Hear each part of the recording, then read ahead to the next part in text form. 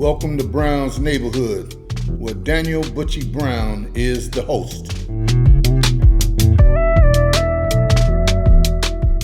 Welcome back to Brown's Neighborhood Podcast. This is Mr. Daniel Brown. I got Mr. Jimmy Lavender in the house. Well, it's a special day for Jimmy in a special way. His brother, Bobby Lavender, his birthday is today. Yes, sir. And Bobby would be 72. 72.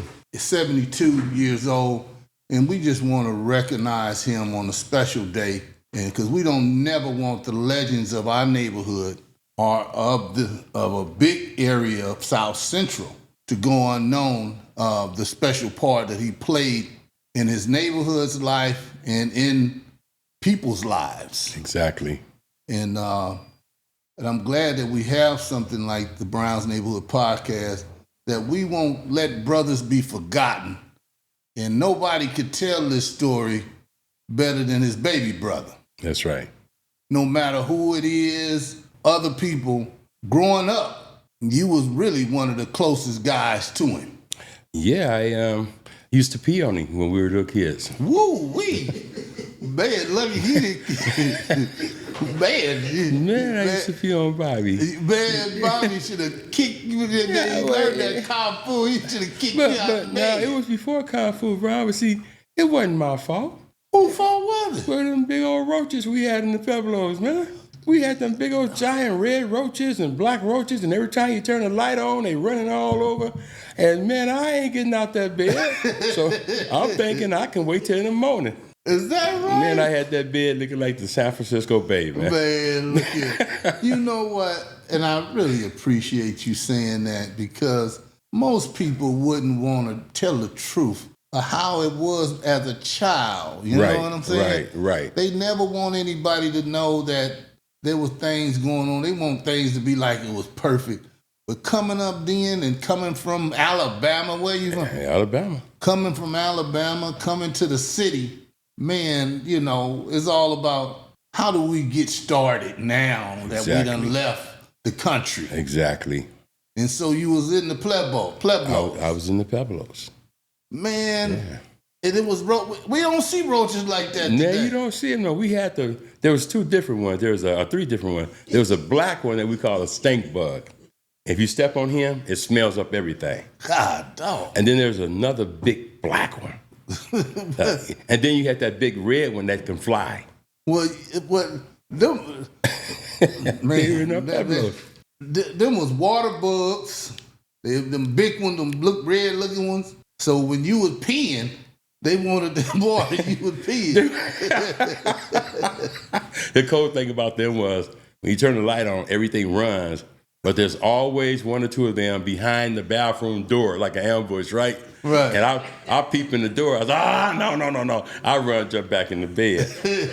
Nah. So what you said is you and Bobby was sharing the bed. Yeah. That's what people got to realize. Black folks coming up at that time, they were sharing beds. Yeah. You know what I'm saying? Yeah. Ain't no, you got 5 brothers and everybody got a bed. Nah, it ain't gonna happen. You got 5 beds in one bedroom. They were sleeping together, and people, that's what was going on at that time. Yeah. That was called survival back then. It was. You know? Yeah. Until these, our mothers and fathers got a hold of how to live in this new state that they done moved from the country.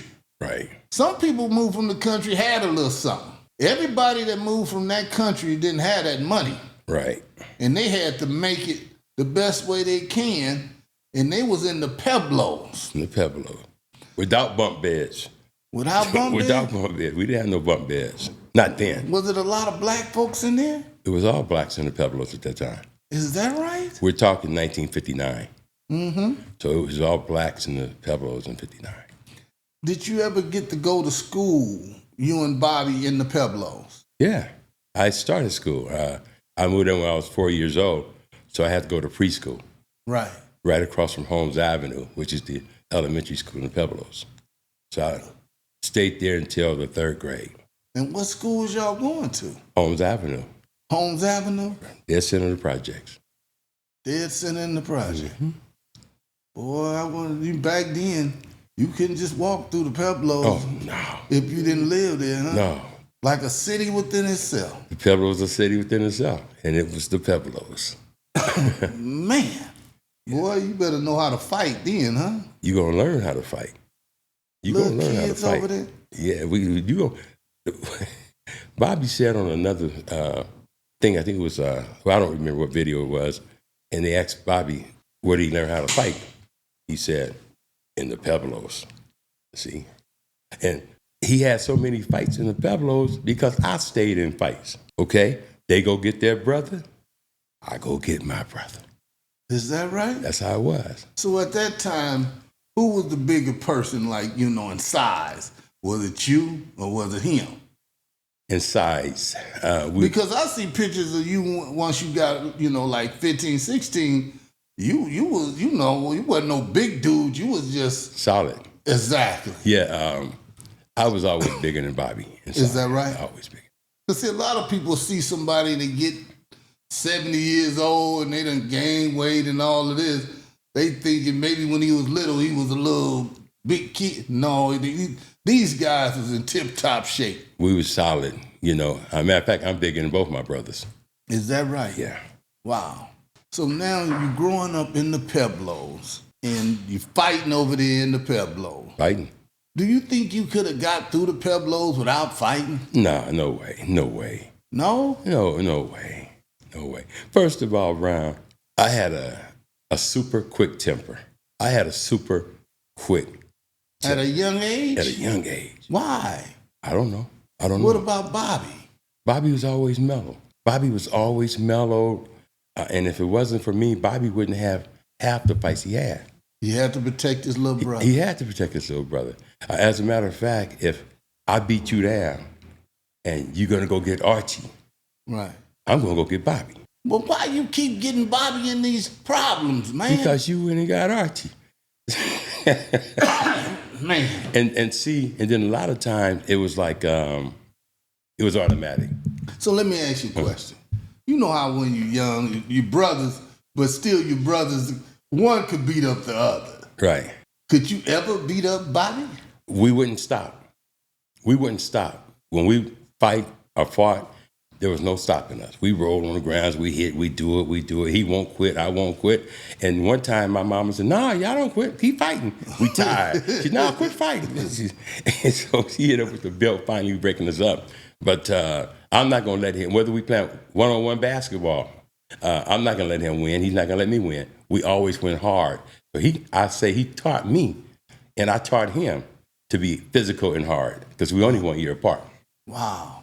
So now in school, okay, who was the smart kid? Bobby. I'm talking about reading, writing, and the written. Bobby. It's not even comparable. Look. What? Look. What was the problem then? Why you couldn't be smart?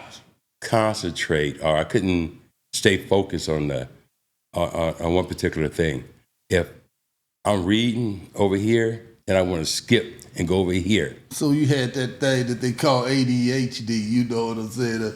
Attention. Some people say I got ADHD, so I don't look at it as bad.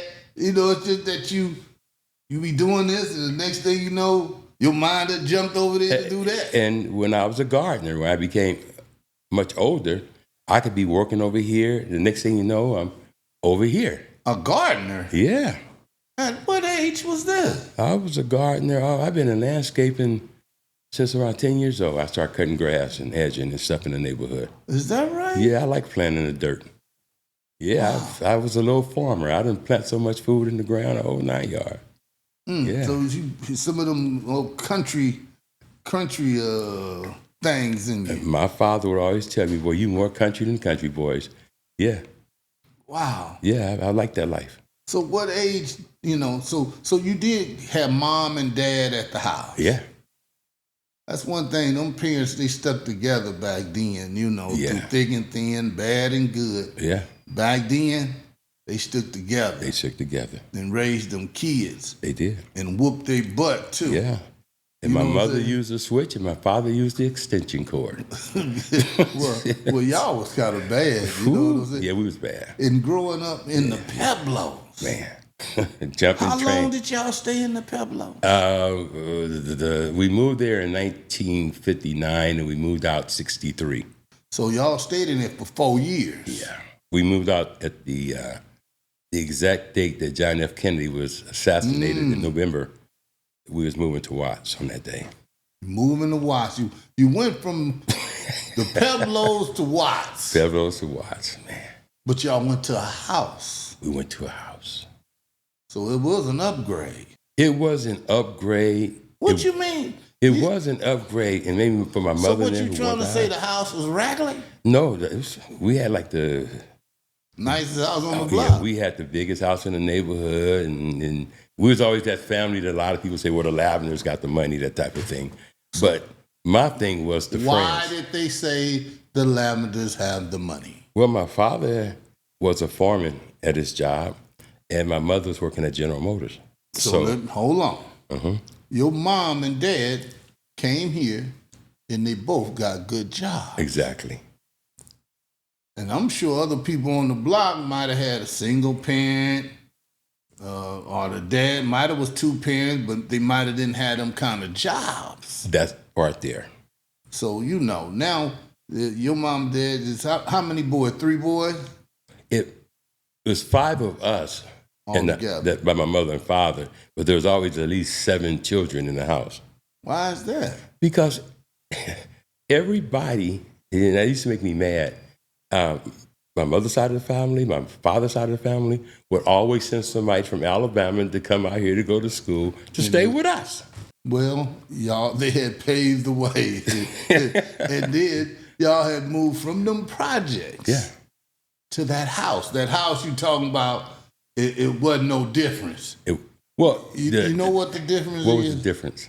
You had a yard. True. Well, we had a yard in the Pueblos. But it wasn't your yard. You know what I'm saying? That was everybody's yard. Yeah, we had a dog in the Pueblos.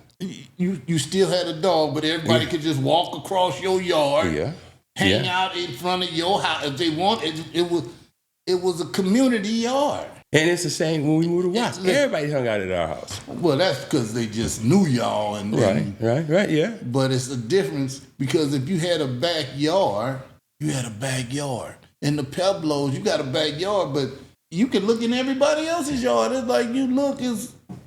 But see, here's the difference for me was. What was the difference? The Pueblos, they were the first friends I ever had.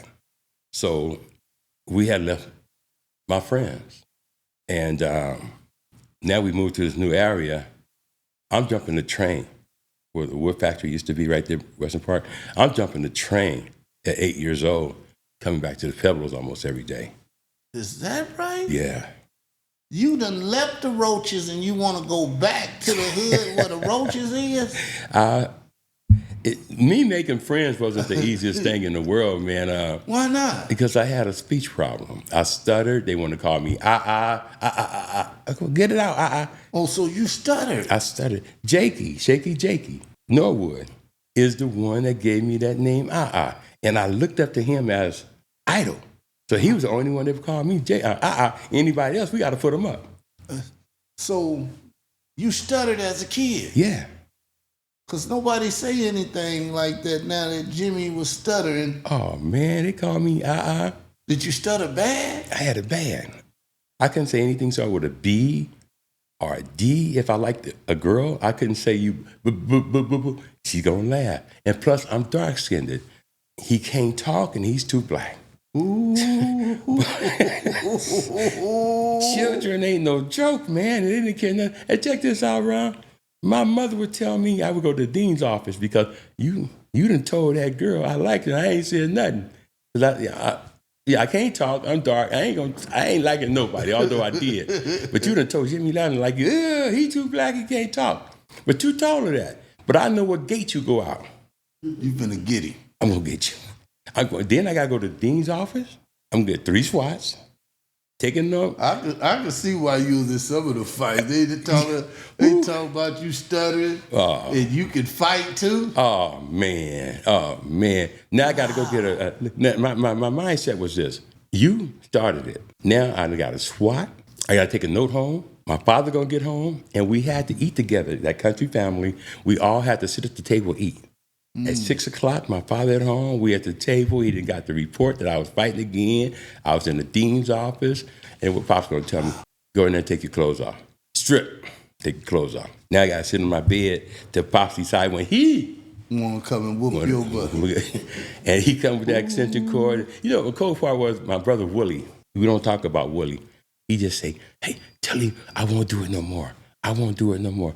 Pops get up in the room and he say something like, I just told you the other day about fighting. You doing it again? My little smart mouth, like, I don't know why you even talking about it. You're gonna whoop me anyway. See what I'm saying? See what I'm saying? See, just messed up in the head. Man, he get the whooping me and talking about the head. He didn't care where he hit me at. And I run out and fix the bed where I can jump between the cover. But he hit me all through the cover in my head and all this kind of stuff. I go back to school the next day. Well, guess what? All this happened because of you. You did that, Brown.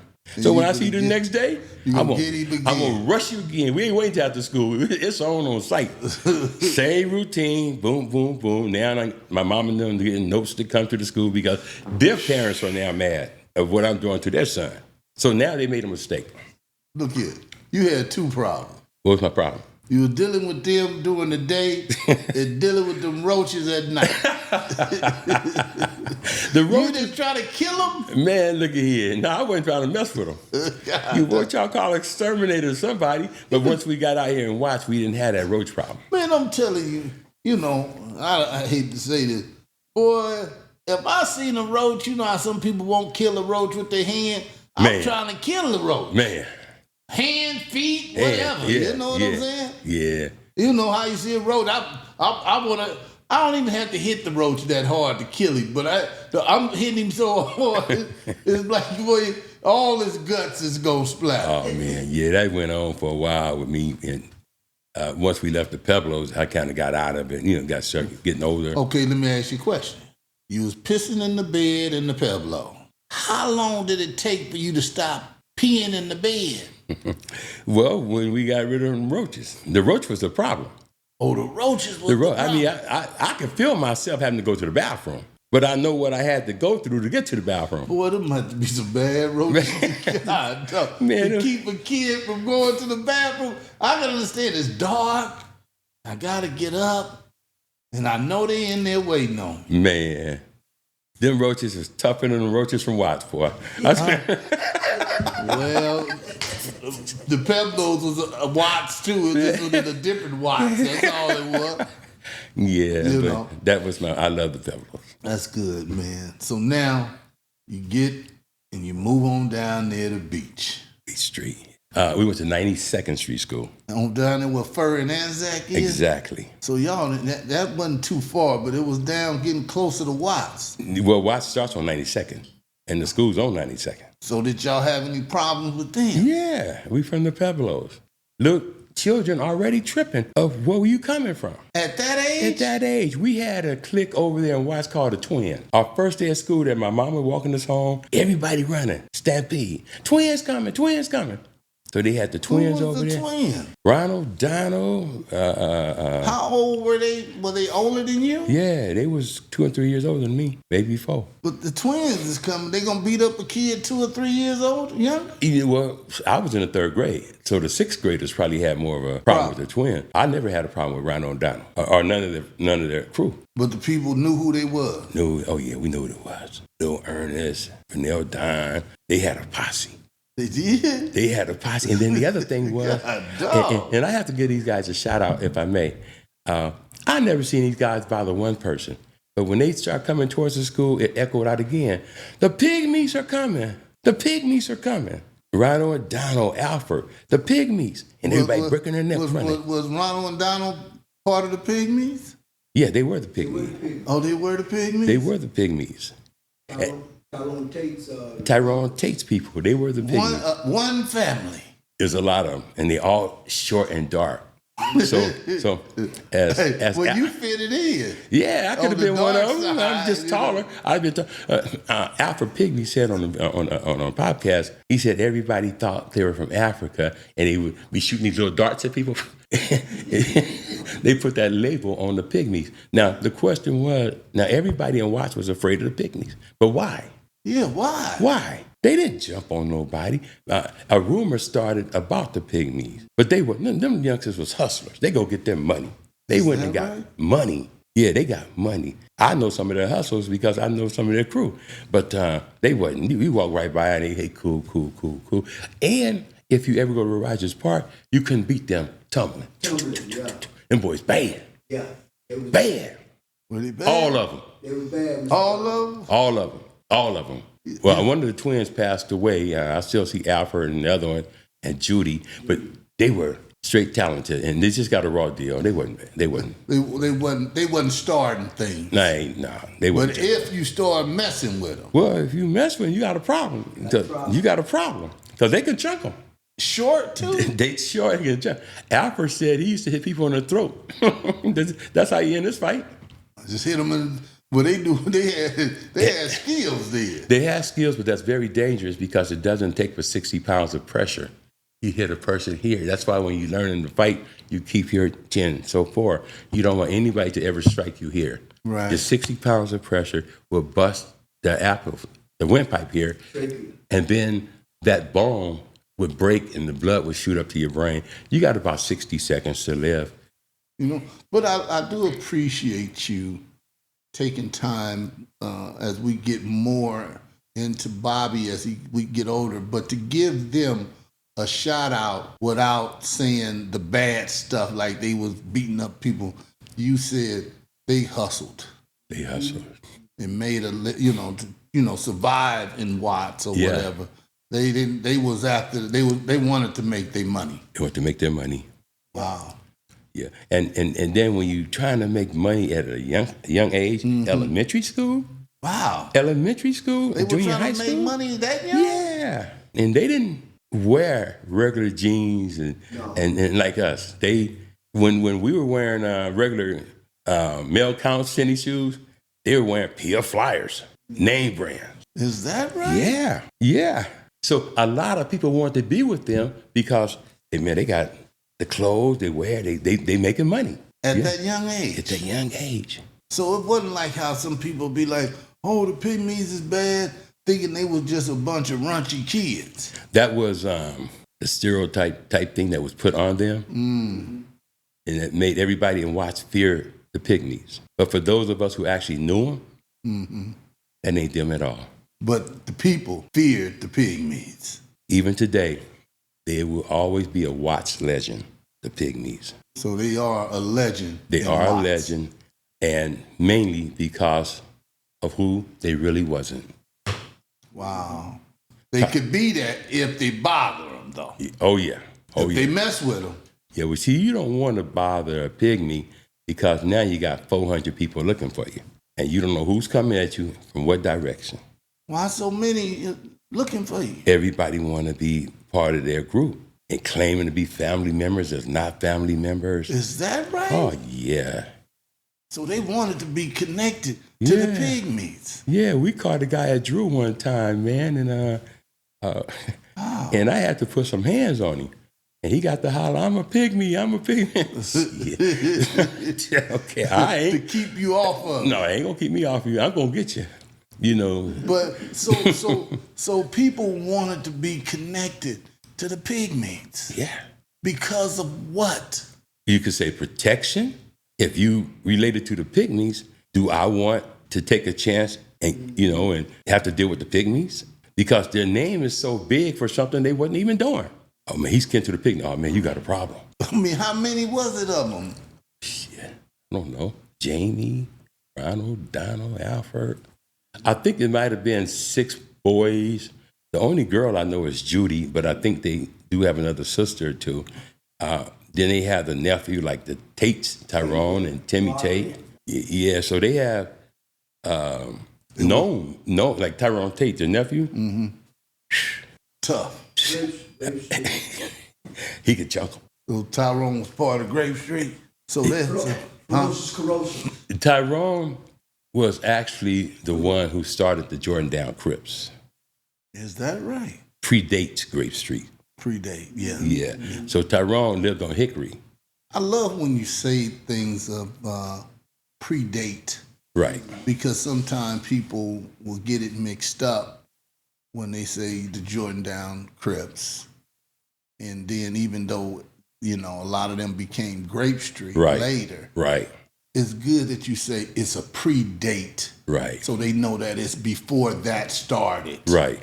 You know what I'm saying? I really love that when you do say predate, because, you have mentioned things before, me and Raymond Washington was friends before all of that started. Right. And that's predate of young kids growing up together. Right. Right. You know what I'm saying? Right. I really love that part of it. So Okay. now y'all go over there to 92nd Street School. Okay. And now you got kids from Jordan Down? yeah, kids from all over. Was that area predominantly black as well? It was pretty much all black, yes. So Yeah. now it's Totally a challenge. different. Totally different. Was it tougher Yeah. when you moved to 92nd than Yeah. it was in the Peplo? Yes. Why? It's a bigger school. There's more students. And 92nd Street School was like a Dodge City to me. A whole bunch of gunslingers. Bunch of what I would call bad guys, bad kids. And how did you and Bobby survive that? Because we were gladiators. We were fighters too. We from the Pueblos. So we had to fight for ours. And once you fight for yours and you get a couple W's under your belt, Couple of wins, get some wins, get some wins. you in. get some wins, dog. You get some wins, and you might have to fight 2 or 3 times different people that had names. And then all of a sudden, them guys running with you now. Right. That's how it went. I love it because you say you get some wins in. You gotta I get didn't some get wins. all the wins, but I got some wins in. Well, I didn't get no L's. You didn't get no I L? didn't get no L's. Huh? Bobby didn't get no L's. Is that right? So the Lavenders was making a name for themselves. Well, you gotta remember my older brother Willie, and then So was Willie older than you and Bobby? Willie's the oldest. How much older was Willie than you? Willie and Bobby? is 2 years older than Bobby, 3 years older than me. Okay. And Willie's a little short guy, but he was bad. Yeah, but Willie wasn't getting all them W's. He was getting some L's. He was? Yeah, Willie got some L's. Because Couple it L's. was a tougher group, maybe older than you and, Well, yeah, there's some tough. We had a lot of tough guys over there in our neighborhood, and Willie is real short. So you got bigger guys, the advantage over bigger him. challenge. That type of thing. So, but then Willie started hanging out with a lot of guys in the neighborhood that had names, and he became part of that crew called the Beach Boys. So he became a Beach Boy. Willie didn't become one? He was just hanging with him. Yeah, because we lived on Beach Street. Willie hung with the Beach Boys, and a lot of people thought he was a Beach Boy. Willie never claimed Beach Boy. Willie always claimed businessman. See, because my grandmother lived on 43rd in Businessman neighborhood, and Willie stayed with her as much as he stayed with us. And after he got kicked out of all the local schools, he ended up going to Carver Junior High School. Why was he getting kicked out? Willie was bad. So you damn Lavenders was just bad kids too. Yeah, we were bad. My mother went through hell with all of us. Except for Bobby. So Bobby was really in the middle Yeah. and was the most, how can you say that? The kid that had the brains Let me share this with you about Bobby on his birthday. Bobby was an A-B student. A-B. If he got a B plus, he was pissed off. And now because he's resting in peace, I'll tell you about this incident at Fremont High School. He got a C plus in driver education. Came home pissed off. At this time, he the leader of the bishops. What? Came home pissed off. Got some of the guys together, about 9, 13 of them. I was with them, but I didn't want to go up there to the teacher's cafeteria at Fremont because I'm Bobby's brother. Looking for who? Looking for the teacher that gave him the C in class. You gonna look for the teacher Yeah, they that were. gave you a C. Yeah, C plus. Driver ed. Bobby put a hit on him. What? Yeah. What grade was this? Man, I don't know, because I was going back and forth to these schools. But Bobby was a student at Fremont, so it must have been somewhere around the 11th grade because he left there after that and went to Jordan. Oh, is that right? Yeah, Bobby put a hit on Shirk, whatever his name was, a white guy, And then he would walk through this deal, I guess, go upstairs to the teacher's cafeteria somewhere. And he walked through that door, and the homies went behind him, man. Beat him up? Yeah, I didn't see I didn't see it because I didn't go in that little area. But yeah, they stomped him, all that kind of thing. And the next thing you know, These kids was something else, wasn't they? man, them guys was bad. Because even though the kids, me growing up, we didn't want to, they were too scared. I mean, don't get me wrong, they was bad, but not bad enough to go and jump on the teacher, you know. And check this out. At that time, Fremont High School was a Crip school. We were Bishop. Did they know y'all was bishops? Oh, they know. We all knew each other. We all went to the park. We all knew each other. Boy, y'all was traveling a long way, too. Oh, well, when we come. We jumped that fence, went into that cafeteria. We wasn't there to tangle with any of the Crips. We ain't tripping off of y'all. Y'all stay in y'all lane. We going up here to get this dude. The teacher. Yeah. You brothers was crazy, man. Man. But look here. So now, Bobby get over there to Jordan. Right. Did he graduate? From Southgate. He got kicked out of Jordan. I don't think Bobby got kicked out of Jordan, to be honest with you. Do you know why he went to Southgate? I think it might have. I want to say because the Crips had got really deep, but that wouldn't be so because the Crips. Yeah. Now, how did he make it at Jordan?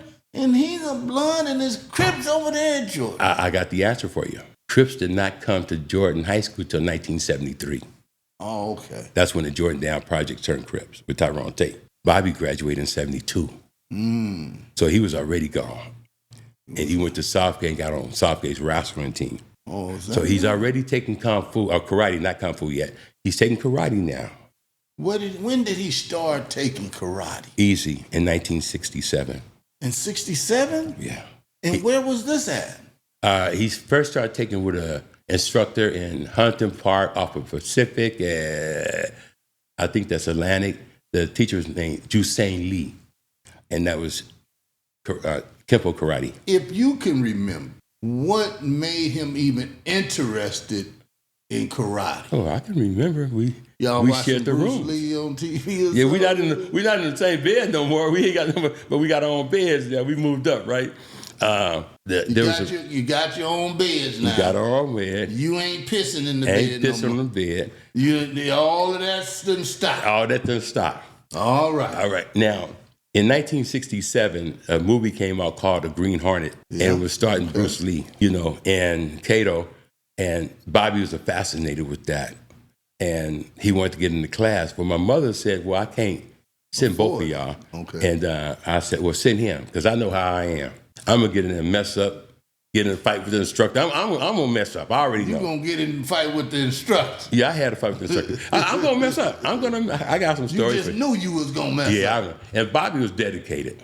So Bobby went every day to class, and then he come home, and I'm his guinea pig. So I'm holding his legs up. He'll kick this way, then I kick. We kick both feet, and he's training me at the same time.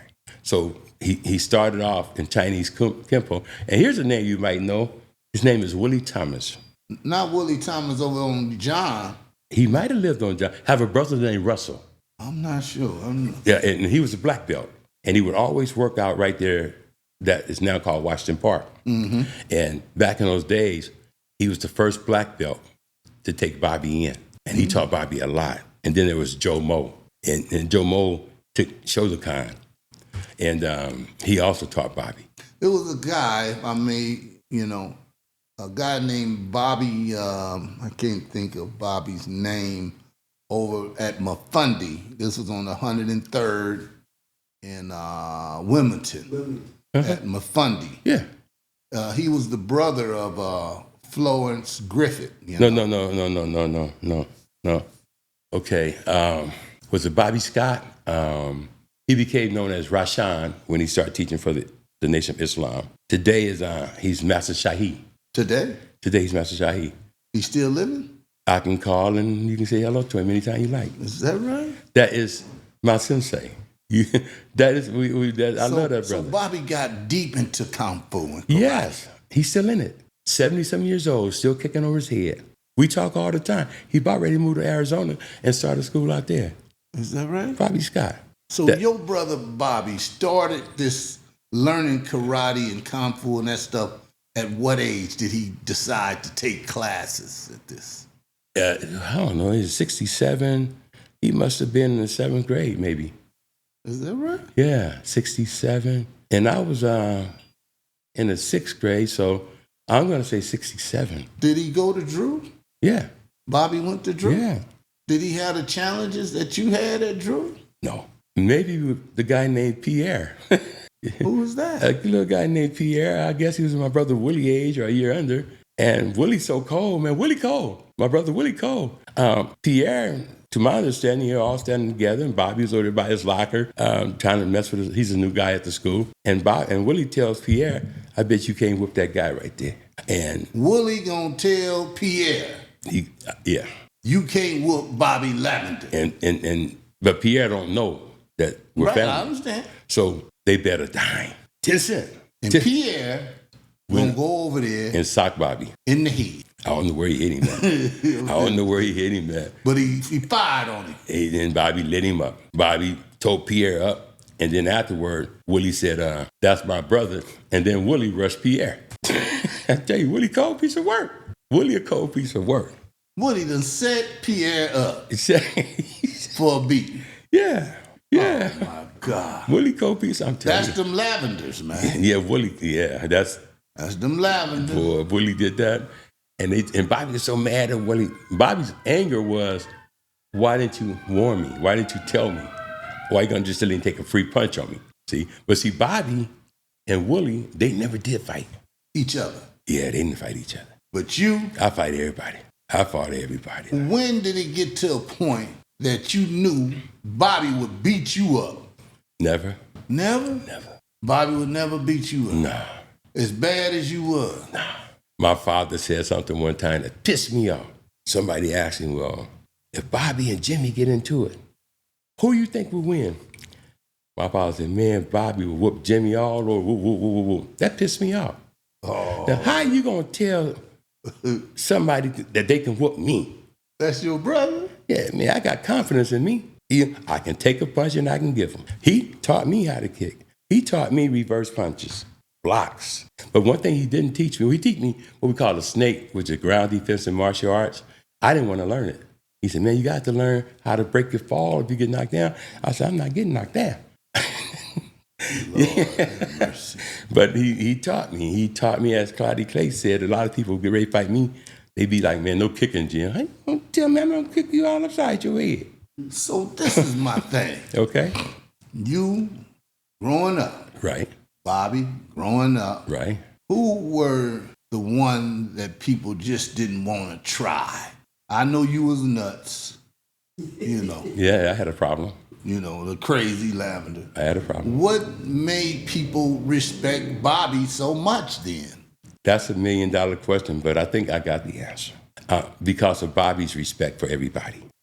You didn't have no respect for him? I was always a respectful guy, but I also had that temper.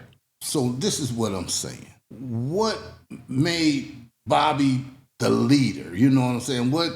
What about a person? Because see, when you're a leader, people try a leader. Is that right? No, Huh? no. Make sure you on that button when I'm talking. Peter, you get. What made them respect Bobby more than Jimmy? Bobby was the type of person that never flexed his muscles, although he had his black belt. He could talk to anybody, decent conversation, never thought he was better than anybody else.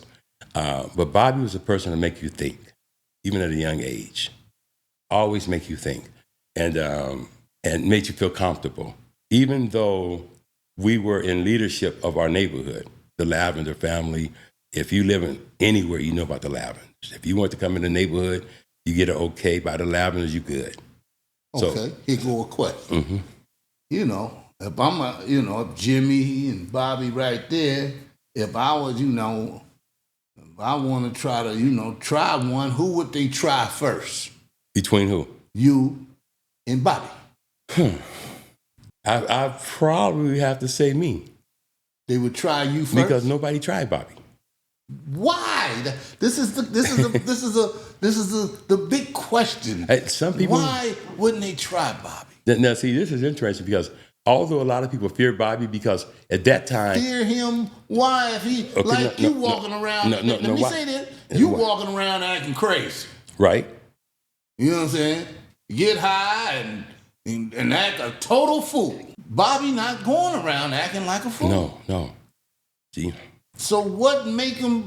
I'm gonna try the nut first. I'm gonna try the crazy one first. See, at that time, people were so afraid of somebody who had a black belt in martial arts.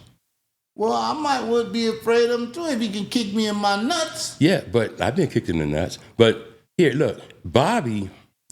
I'm gonna say Bobby, but I've seen guys with black belts get beat down by a street fighter. I've seen guys in the gym. Yeah, they fire on him in his head real good. I've seen guys who was in a boxing gym get beat down by street fighters. So anybody can beat anybody. It just depends on your style and what happens. Look here, man. I'm not gonna make you the leader, and I don't think you don't have to be the toughest one, but you gonna have to be up there. How you gonna be the leader? Bobby, we both was up there in reputations with our names. And listen, we had guns. A lot of people think because you have a lot of guns or you're a good fighter, you have to be the leader. Not so. Not so. Bobby had about 2 guns. I had about 5 guns. So we had guns. Well, you was already kind of loco. Yeah, and then we had a lot of guys in our neighborhood who could fight. This is the question. Let me ask you another question. You was smoking powerful drugs.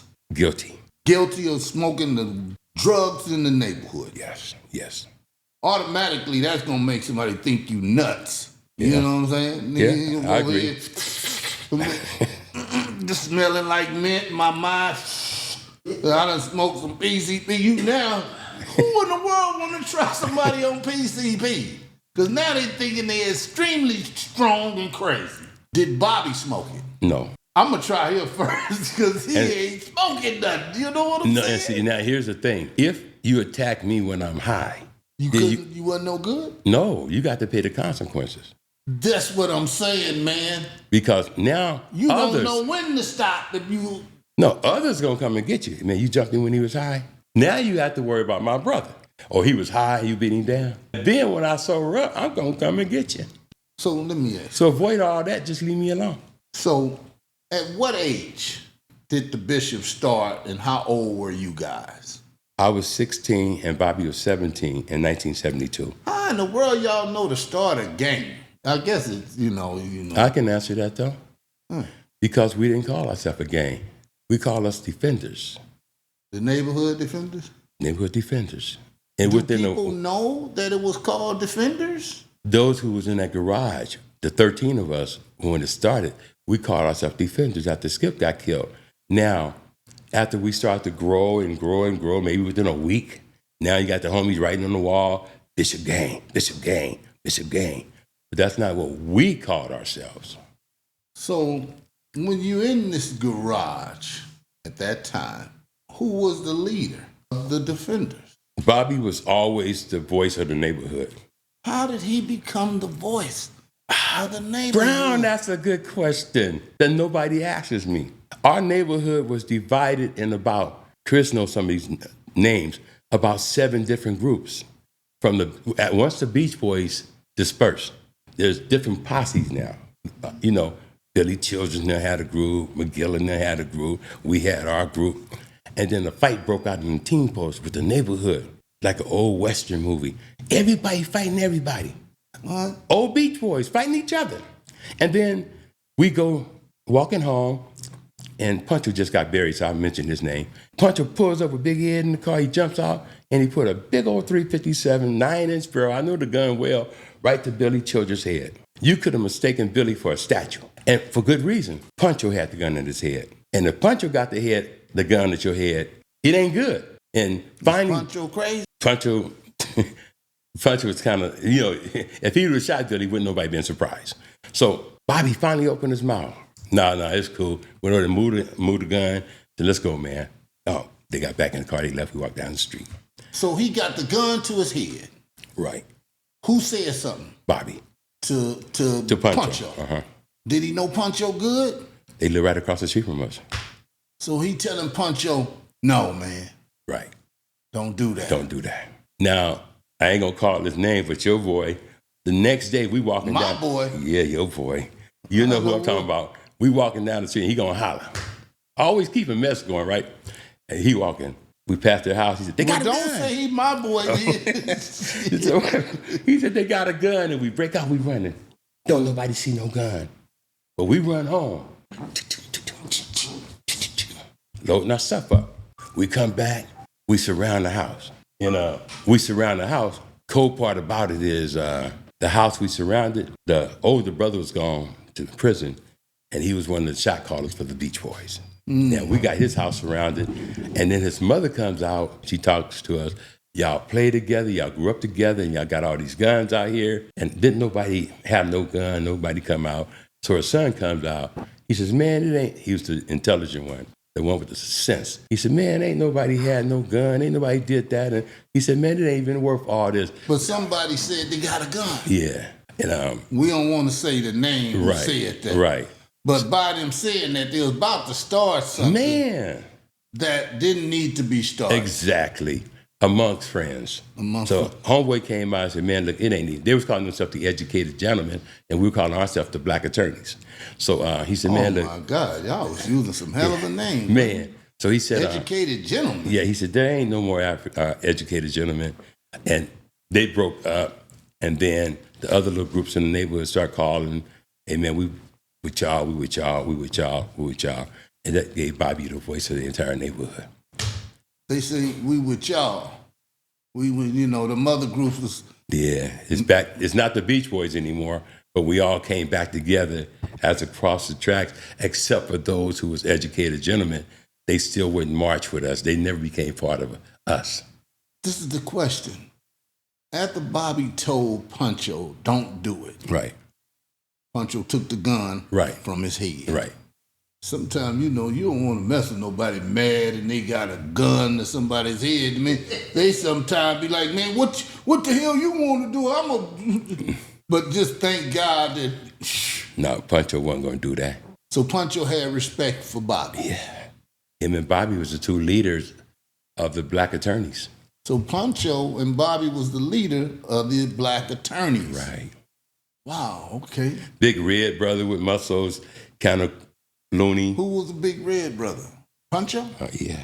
But I'm still wondering, why and how did Bobby gain this respect? and love from everybody. Yeah.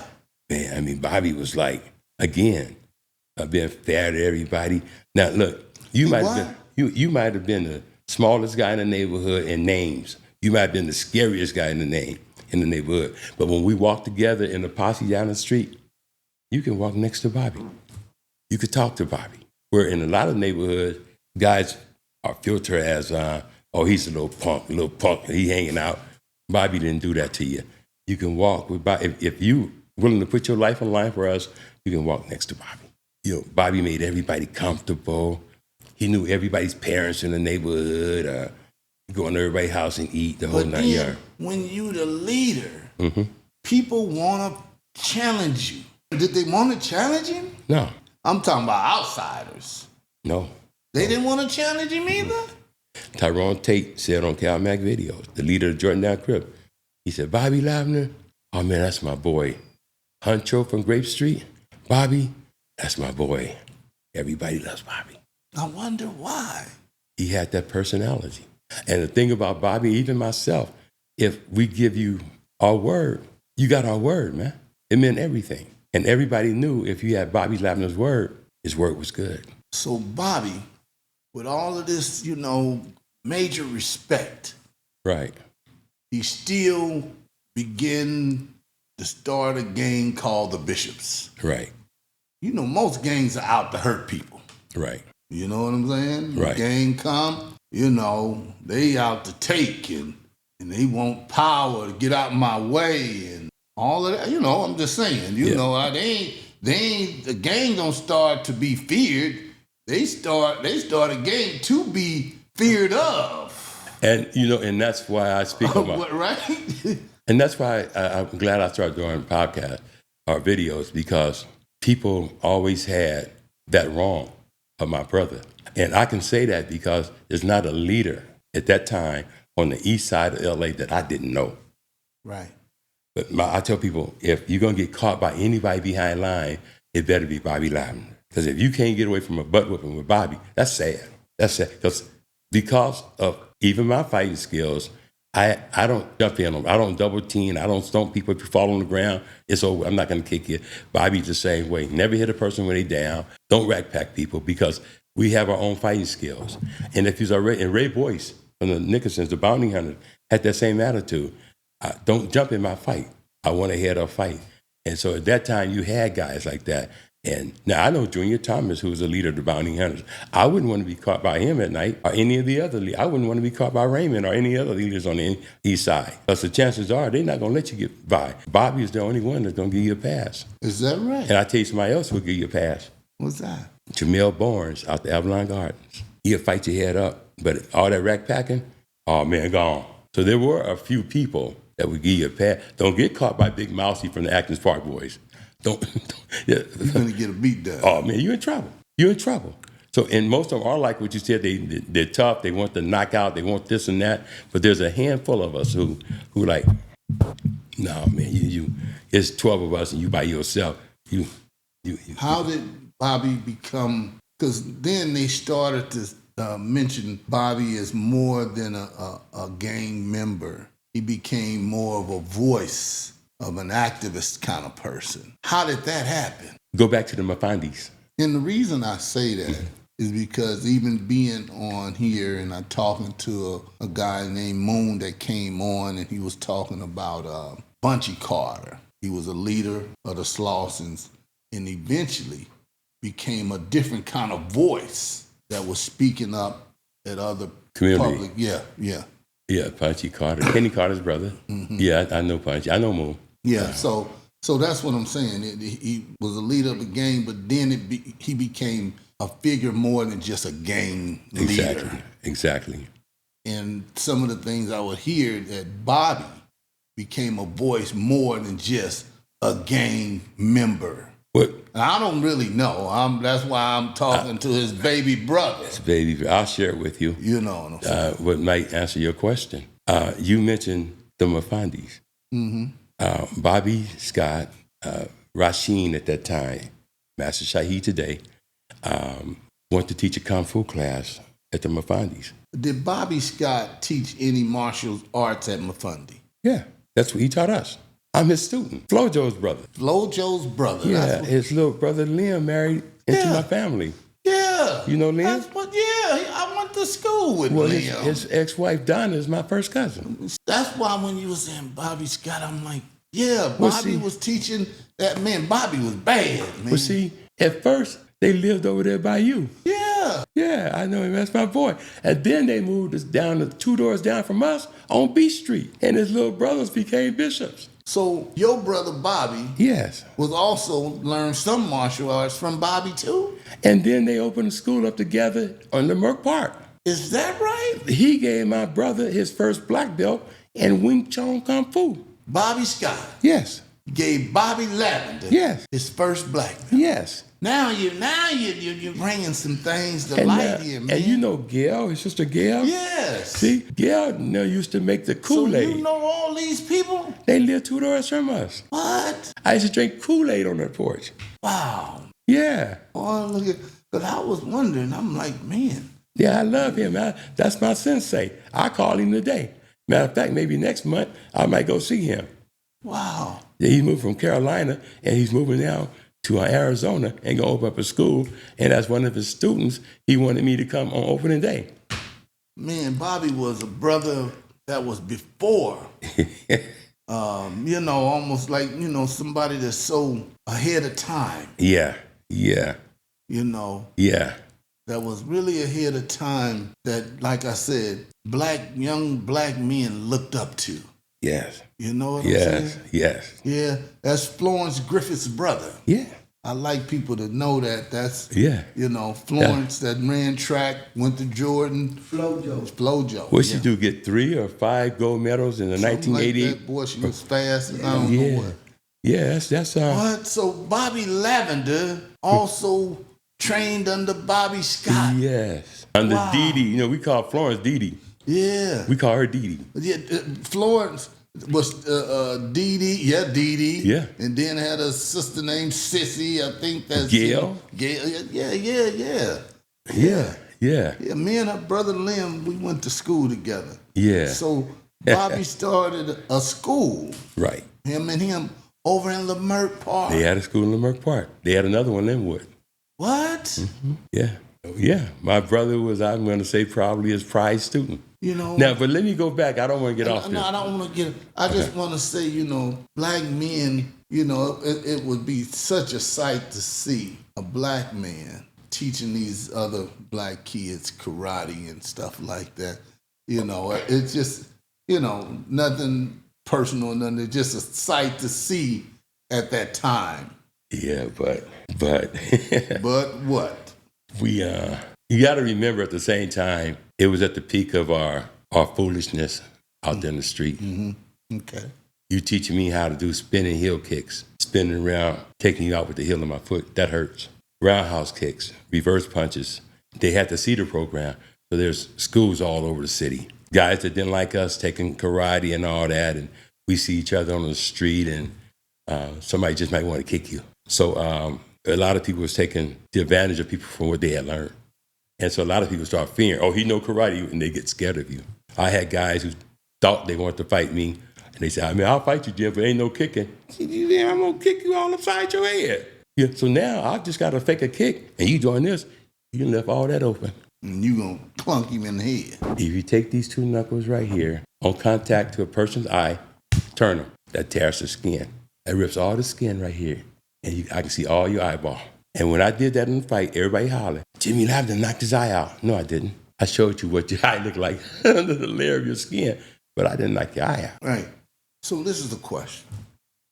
As Bobby started to, open schools, your personality and mindset has to change. Not so much I'm giving up the game life, but it is because now there's other things that's coming. And what was coming, go back a little bit, go back to Rashan, Master Shaheed. In his video, he said nobody wanted to come to the Mafandis at first because of the bishops and the Pyrus. Is that right? That was hanging at the Mafandis. So when Rashan, I said, he was Rashan then. So when he came to the school, remember they had moved 2 doors from us. So he knew us. And we the ones hanging out at the place. Mm-hmm. So now they didn't want me in the class. My brother didn't want me in the class. Your brother? Yeah, he didn't want me in the class. Didn't want you in the class. And I'm going to tell you why. And so now. Yeah, you tell me why. I'm going to tell you why. And then you tell me if you think I was wrong. You might have was. So, no, I don't think so. But anyway. Well, you ain't going to think so. I'm going to leave it up to you. All right. So anyway, go back to the Mafandis. When he opened his class there, he brought in Crips, Pyrus, and Bishops. Who did? Bobby Scott. Well. And now watch this. He brought us in. These different sets. So now we ain't got no problem. I'm training with Fred, the one with the one leg Fred. I'm training with all these guys who are Crips. And we training hard in Wing Chun Kung Fu. Now, the Watts Festival is going on. How by becoming leadership, he gets with Big Shaka from the original Compton family who turned Pyru, became Pyrus. So he get with these guys, and they started a group called the Brothers Unlimited. And Ben, it was... And how did he come in contact with Big Shaka? At the class, the Kung Fu class. Mafandis. So this Kung Fu class is bringing different groups together. Not just anybody. Well, I ain't saying anybody. But See, he bringing the different groups together, but you had to be a leader or a lieutenant in that class. So it wasn't just a mediocre person. No, he had about. So what groups you say again? The lieutenants, second in charge are somebody powerful in that group. And it was, what's the name of these groups that was coming? You had Bishops, Pyrus, and Crips. Where was the Crips coming from? You know, I What think area? 118th and Willowbrook and that area. Is that right? Yeah, they came from there, and Fred came somewhere from 103rd Street by the Jordan Down, somewhere up in there. Is that right? Yeah. So where the parole leaders come from? Shaka lived off 135th and Central Avenue. Okay. You know, he's about 6'5", big brother. And how in the world Shaka get to come all the way over Females. to Mafundi? Females. You right in the heart of Watts now. Females. Shaka started coming over with Bobby in our neighborhood. Let me say this. Mafundi is the heart Of what? of Watts. Yes. It's in the center. Right. 103rd and Wilmington.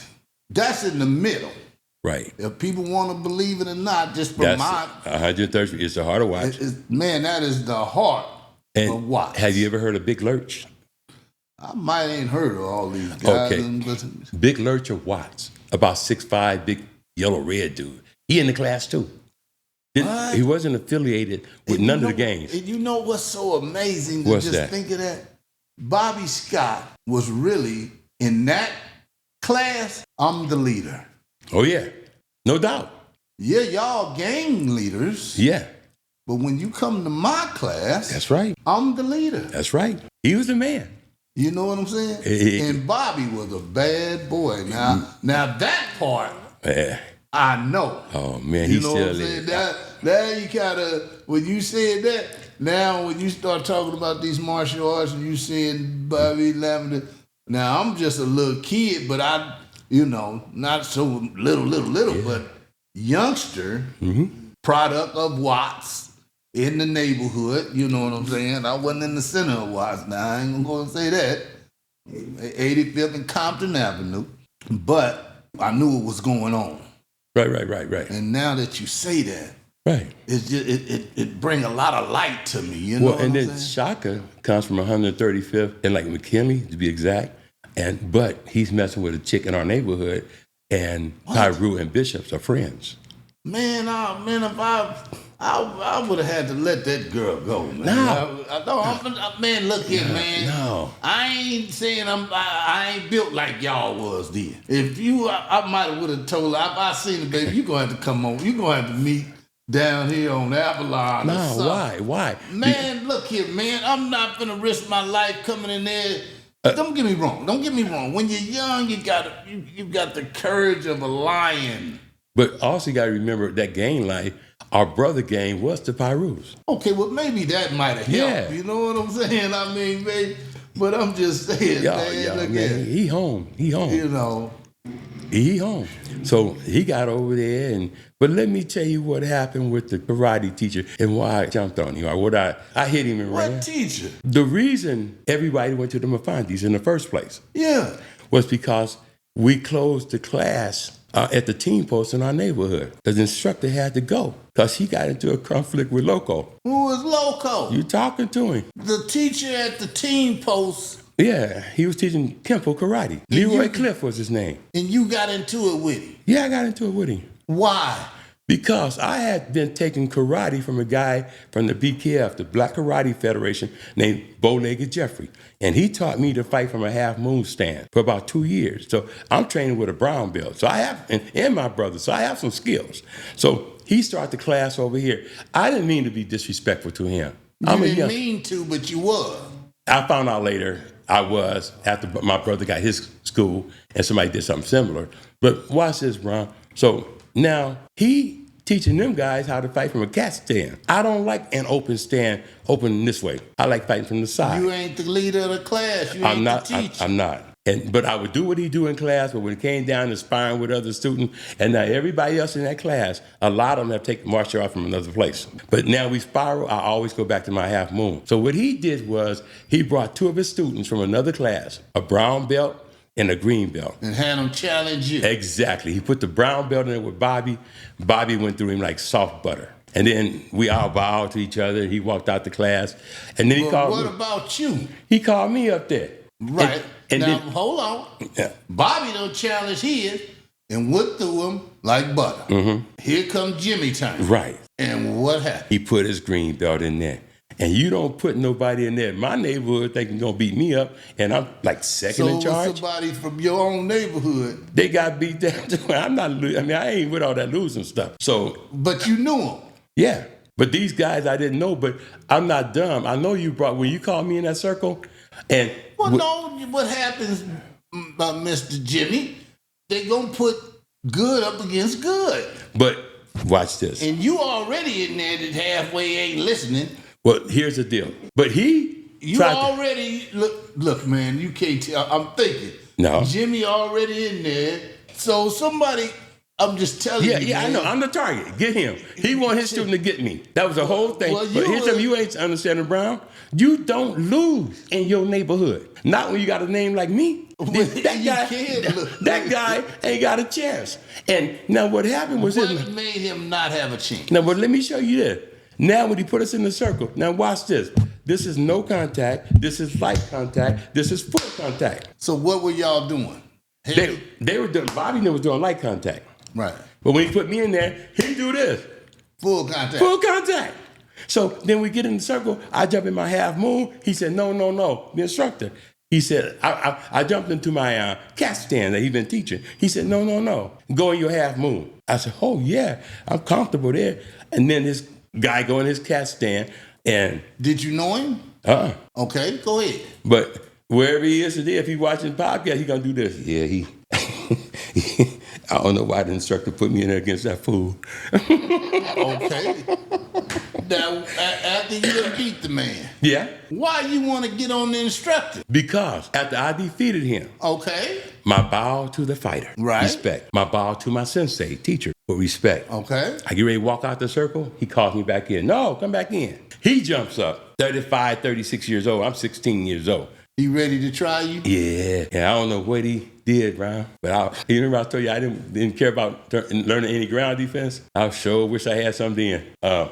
I was on my back. He had you down. Don't know how I got there. I was like this. And he had a knee here, and he's hitting me hard. In your head. All in my busting my lip and everything with reverse punches. I'm a child, really. And he boom, boom, boom, boom, boom. Bad or not, man, come on. He beat me down like this. And then he gets up. And now he's walking back towards the class trying to justify what he just did to me. I gets up. I run behind him. And I jump up high as I can get. I'm trying to take his head off his neck. Bow!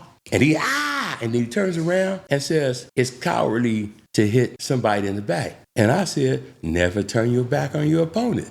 And then he said, Achima. What's that? I don't know. I don't know what that meant. He said Achima. And I said, I don't know about this. And I got to tell you this, bro. Now watch this. I got a 1960 Chevy I bought from my cousin. Had bullet holes all in it from people trying to get me. And so the car didn't get reversed. And so I had to make sure I can always just pull out of a situation. So I'm parked right in front of the team folks. And now this guy trying to get me. Now wait a minute, my brother and all y'all in the class, why didn't somebody jump up and say, hey, man, this is going too far now. But he's trying to get me, and I'm actually running in a circle. I'm running. I can't beat this man. And he said, Achima, that was ugly. And so finally I make a way to the door. He runs to the door. Now we run around in circles around my car. He all out the team post, all out the doors. Trying to get me. Ain't nobody saying nothing. Ain't nobody. My brother is not saying nothing. So finally he tells me, don't come back no more. Huh?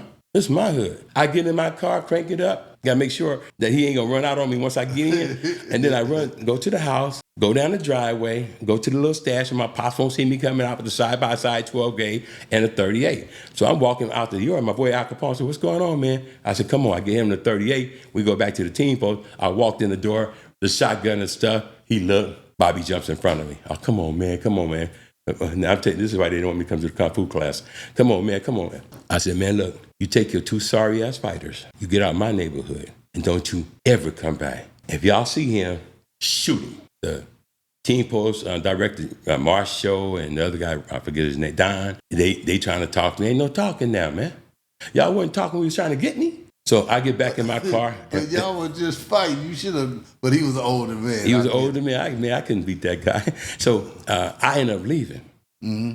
Now, my father, you can't whoop me no more, Pop. Them whooping days are over with. Them extension cord days are over with. Don't even try it. I'm still Did he mad. try it? No, my father would have shot me because he wasn't going to fight me because he knew if he hit me, he was going to have to fight me. So at that time, I was living with my grandmother. So I'm not even under your roof. I got kicked out. Why did you go and live with your grandmother? And she lived around the corner from Jefferson High School. And I got Why did you go live with her? Because I got kicked out of all the other schools. And then you was going to jail. Yeah, I got kicked out of. So you moved down there with her. Yeah, so I'm down there in the 40s now. But you still want to come down there to the Bishop's neighborhood. That's the hood. I'm hanging in the 40s with the Fort Trey Crips because I grew up with them on my grandma's house. So I knew them. But I'm coming over here. Now watch this. I'm almost done. Now my father wanted to try to talk to me about what happened to the team vote. It's always you. Right, here we go. Is that true? Well, the man just beat down your son. You should want to know why and what happened. But you don't care. It's always me. I got a rusted lip. A grown man just beat me down. And I'm like, Hold on. Yeah, go ahead and try to defend my daddy.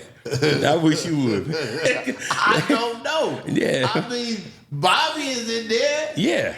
Couldn't nobody say, all right, that's enough? Right. But see, Bobby was the type of person, no matter what style you taught, he gonna go by what you say. He's trying to learn your style. And I was the type of guy like, I ain't gonna use that. Well, you was, look here, man. You know you was already loco. I was the way I was, Now, watch this. Now, wait a minute. Mm-hmm. Now, you run the man out the neighborhood. Right. Now they at Mafundi. They got to. Because although my daddy, the instructor, my brother Bobby, they're always trying to talk to me like, hey, man, look, he apologized. He can come back to the class. I said, no, he can't come back to the neighborhood ever. If he do, he's a dead man. Listen to me. Mm-hmm. Now they at Mafundi. They done started this karate class or whatever, and it's going good. Jimmy want to join. No.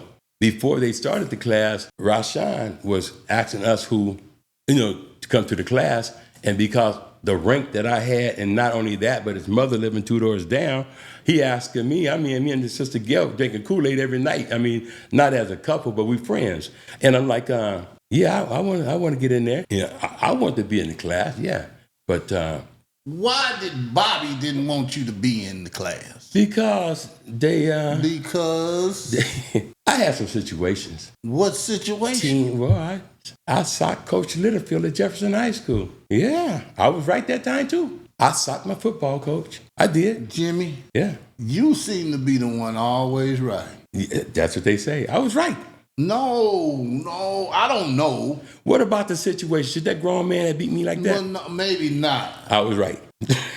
But you did something where the man wanted to chase you. I kicked him in the neck, the high neck. I jumped up, tried to take his head off. That's why. Yeah. And then by me having the class closed, they like, no, we don't want Jim here. You get mad. And then the other students in class, No. If you're getting the best of Jim, he want to fight. Hold on. Okay. You already know you short-tempered. Yeah. And you saying it now. Yeah, I mean. When did Jim get in there, he gonna get mad. Yeah, that's what they say. Everybody can't be wrong. I get it. Everybody cannot be wrong. But if you leave it up to you, you was right. I was right. All the time. Most of the time. You done beat up the football coach. Yeah. Well, I didn't beat him up. I just socked him. How many people go and sock the high school coach? He was wrong. For what? I tell you for what. We playing Dorsey High School, Southern League game. Yeah? I'm middle linebacker. All year long, I'm making good plays. Now, they had a big fullback, about your side, hips and all that. Hard tackle. Him and Ricky Bell, the late Ricky Bell, the two hardest guys to bring down for me in the league. And I've been dealing with this guy the whole game. Last play of the game. Make this stop, Jeff go to the playoff. Fullback come my way. And I was always taught, don't let him get to the outside of you. So I'm running hard and I'm trying to cut him up to make him turn back to the inside. He cut back to the inside. I arm tackled him, he ran right through me. What was my inside help? I didn't have any. So he ran into the end zone for a touchdown. Jeff is eliminated. We're not going to the playoff. You was taught not to let him get outside. Right. But this running back was tough. He was tough. If you just couldn't stop him, you just couldn't stop him. Well, he made $1 million play. And since I seen college players miss that tackle, I seen pros miss that tackle, and I give that guy credit. And I couldn't let him get to the outside, but he got to the outside. He got to the no, he didn't. He cut back in, and you couldn't stop him. I'm out of position. Yeah, that happens. Yeah. So what Coach Littlefield does, he used to play for the 76ers pro football. See, I was never one of those coaches' boys. I don't go to the coach's house. I don't do all that. I don't go in no weight room. Well, after this man ran you over and scored, what happened? We get on the bus, back on the way back to Jeff, and they hollering, "We gonna have an Alabama." Coaches ain't saying nothing. What is an Alabama? That means it's like a free fall on the guy that messed up. We out the playoff now, so you know they plan on putting some hurting on me. Now, when they did that to other people, you missed the tackle, right? When they said that about other people and did to other people, I never got involved in that. But remember, I got ranked with Bishop. So now y'all talking about having Alabama, and they know who I was. We're going to have an Alabama. I said, then where y'all going to go to school at? Then where y'all going to go to school at? There'll be no more of y'all. So they like, damn. This is on the way home? On the bus. And now I got friends on that bus too. Big wild man from the Outlaws was on there. They ain't going for this. I said, man, look, do what y'all want to do. I'm going to get back. I'm going to take my shower. You run in there if you want to. If you want to. I'm telling you that now. So, but when we get back, before we can even take a shower, Coach Littlefield going to call us all on the field. We eliminate. No more football. He lined us all up. I go in the back where I normally be. He going to holler at me, Lavender, come up front. Huh? I come up front. Take your hammers off, everybody. Take your hammers up. Get on your knee, on one knee. I'm up front. He walking, pacing back and forth. And he gets in front of me. How many times have we drilled on? Wow. Kicked the dirt all up in my face. He could have blinded me. He did the bam. I jumped up. Bam! All the other coaches come over there. Well, maybe it was a mistake. He ain't kicking that dirt up. Well, he no was no mistake. Why you gonna call me up front? If my mama would have learned about that, the school board would have had a problem. Trust me. And so he kicks all this dirt in my face, and I grapple. You know, I'd be grapple out there, and I hit him. He trying to get to me, and all the coaches grab him. Come Monday, here comes security, bringing me to the Dean of Boys. Here come Newton Street Police, and they shackling me up. And now, Mr. White, the Dean of Boys, Mr. Hayes, the principal, they got everybody in the office, the coach, me, and everybody, and we talking about what happened. Then they told Littlefield to step out for a minute, asked the police to take the handcuffs off me, and then they called in all the other football coaches, Arbuckle, Badging, Elkos. Did they say Jimmy was right? Well, I don't know what they must have, because Coach Littlefield walked out that office storming. They took the handcuffs off me and told me for the rest of the semester at my 6th period, do not go back to the PE class. Come to the Dean of Boys office every day. I'm like, damn, I already got a Dean of Boys office for 4th period. I already got a class. I got 2 classes in the Dean of Boys office. Yeah. So now, we at Mafundi. Uh-huh. All these other guys is coming to Kung Fu class. Mm-hmm. You want to go. I want to go. But Bobby already saying, oh, man. Bobby saying, now what happened was Bobby Scott, Rashawn, knew me as well. And he said, Jim will be in my class. He let me in the class. And so I'm loving the different flow of the Kung Fu and everything. I'm loving it. So watch hitting on that mic, Jimmy. This is Kung Fu. It looks like I know it. It looks like a strike bag. You want to do Kung Fu? You want to do Kung Fu? So Bob Scott wanted you in the class. Yes. But Bobby didn't want you in there. Bobby went with the flow, all the other guys. Because they thought you was going to start something. Nobody wanted to spar with me because if they felt they was getting the best of me, I'll get mad. You was going to get mad. Well, Brown, I could explain that. See, nobody listens to me. That's the problem. See, Jimmy is right. But they don't want to spar with They don't want to spar with me. They don't want me in the class now. Because... Okay, now listen. No. Listen. Why? Just tell me why they didn't. Because when you start saying light contact, that means I'm holding back punches and kicks, and you can block them because they're coming so slow. And then you block one and come back with a back knuckle or something and hit me. I say, oh, okay. Now they say, oh, there you get mad. No, we just going to speed this up now. Let me see, can you block this at the full? And now they want to start walking away and you know. But everybody else is working out only when they get to Jimmy. Yes. Now, I mean, yeah. Hold on. Yeah, you're Listen right. to this. Yeah. Everybody else is working out. Ain't nobody speeding up on nobody else. Right. Only one they speeding up on is Jimmy. Right. Listen to this. If I know this dude is nuts and he gonna start something, why do I want to speed it up on him? I can't answer that for them. They just leave out. No, we don't want to spar with them. Because they didn't understand. Everybody don't understand. They don't understand, man. Listen, let me tell you what was happening. Please. They tell me. It's fine. It's fine. You might have dropped the guard, you got hit, and all of a sudden, nigga, I don't like it. I'm finna hit you back in the head because you hit me, and that's just how it was going. I'm telling you. You went too fast. We supposed to be going light contact, not But full everybody contact. else, it ain't going fast. But it was just because I had that reputation. I had that reputation. Of a short fuse. You get a good morning, Jim want to fight. That was a reputation. That was a reputation. Okay. You said it. Yeah, I earned it. Was it true? It was true. So if that was true, I wouldn't want to spar with you either. Yeah, that was 50 years ago, and I had a temper. So They made sense. Yeah. And then by Bobby being there, and that's my baby brother, I would be like, man, I don't want him in class either, because I can't let nobody do nothing to him. And the next thing I know, I gotta be into it too. You made it tough on your brother. Well, not really. Jimmy? Because Bobby didn't have to get in it. Jimmy? I handled it. Trust me, I would handle it. Jimmy, Mm-hmm. we're at class learning Kung Fu. Right. A lot of senior leaders, we don't want a problem. I got you. And at the same time, Bobby, everybody's in Bobby's ear. Hey, man, come on, Jim, man. Your brother. I get it. I always got it. You was the local laugh. Bobby knew it. You know what was so tough for Bobby? This is my baby brother. And I gotta defend him at all times. And you were starting shit too. And then my sensei that I loved so much had to make a decision. And what was the decision? It was time that I had to lead the class. But let me tell you how slick he was. Who? Because Bobby Scott. I should call his butt right now on the phone. Why? What was the slick part about it? Because I tell his mom on him. So I could do that. But the thing about it was he had now to, in a good way, ask me to not be part of the class again because we had closeness. And that was very hard. That was hard on him. It was hard for him to do it, but it was the right thing.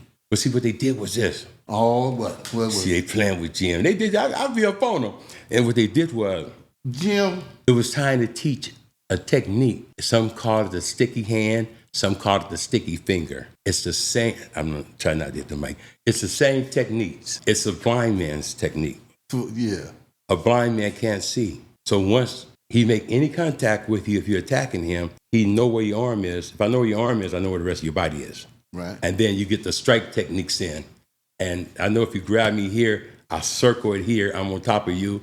And now I know where your hand is. And then I'm striking your soft tissues, your eyes. And now they're teaching the 10 pressure points from the neck to the head, paralyzing up. So, but what happened? Well, they didn't think they want to teach me techniques that paralyze or strikes that would kill a person. Because you would do it. No, I wouldn't. You get mad, you might. Got mad, but see, You make me a bad host.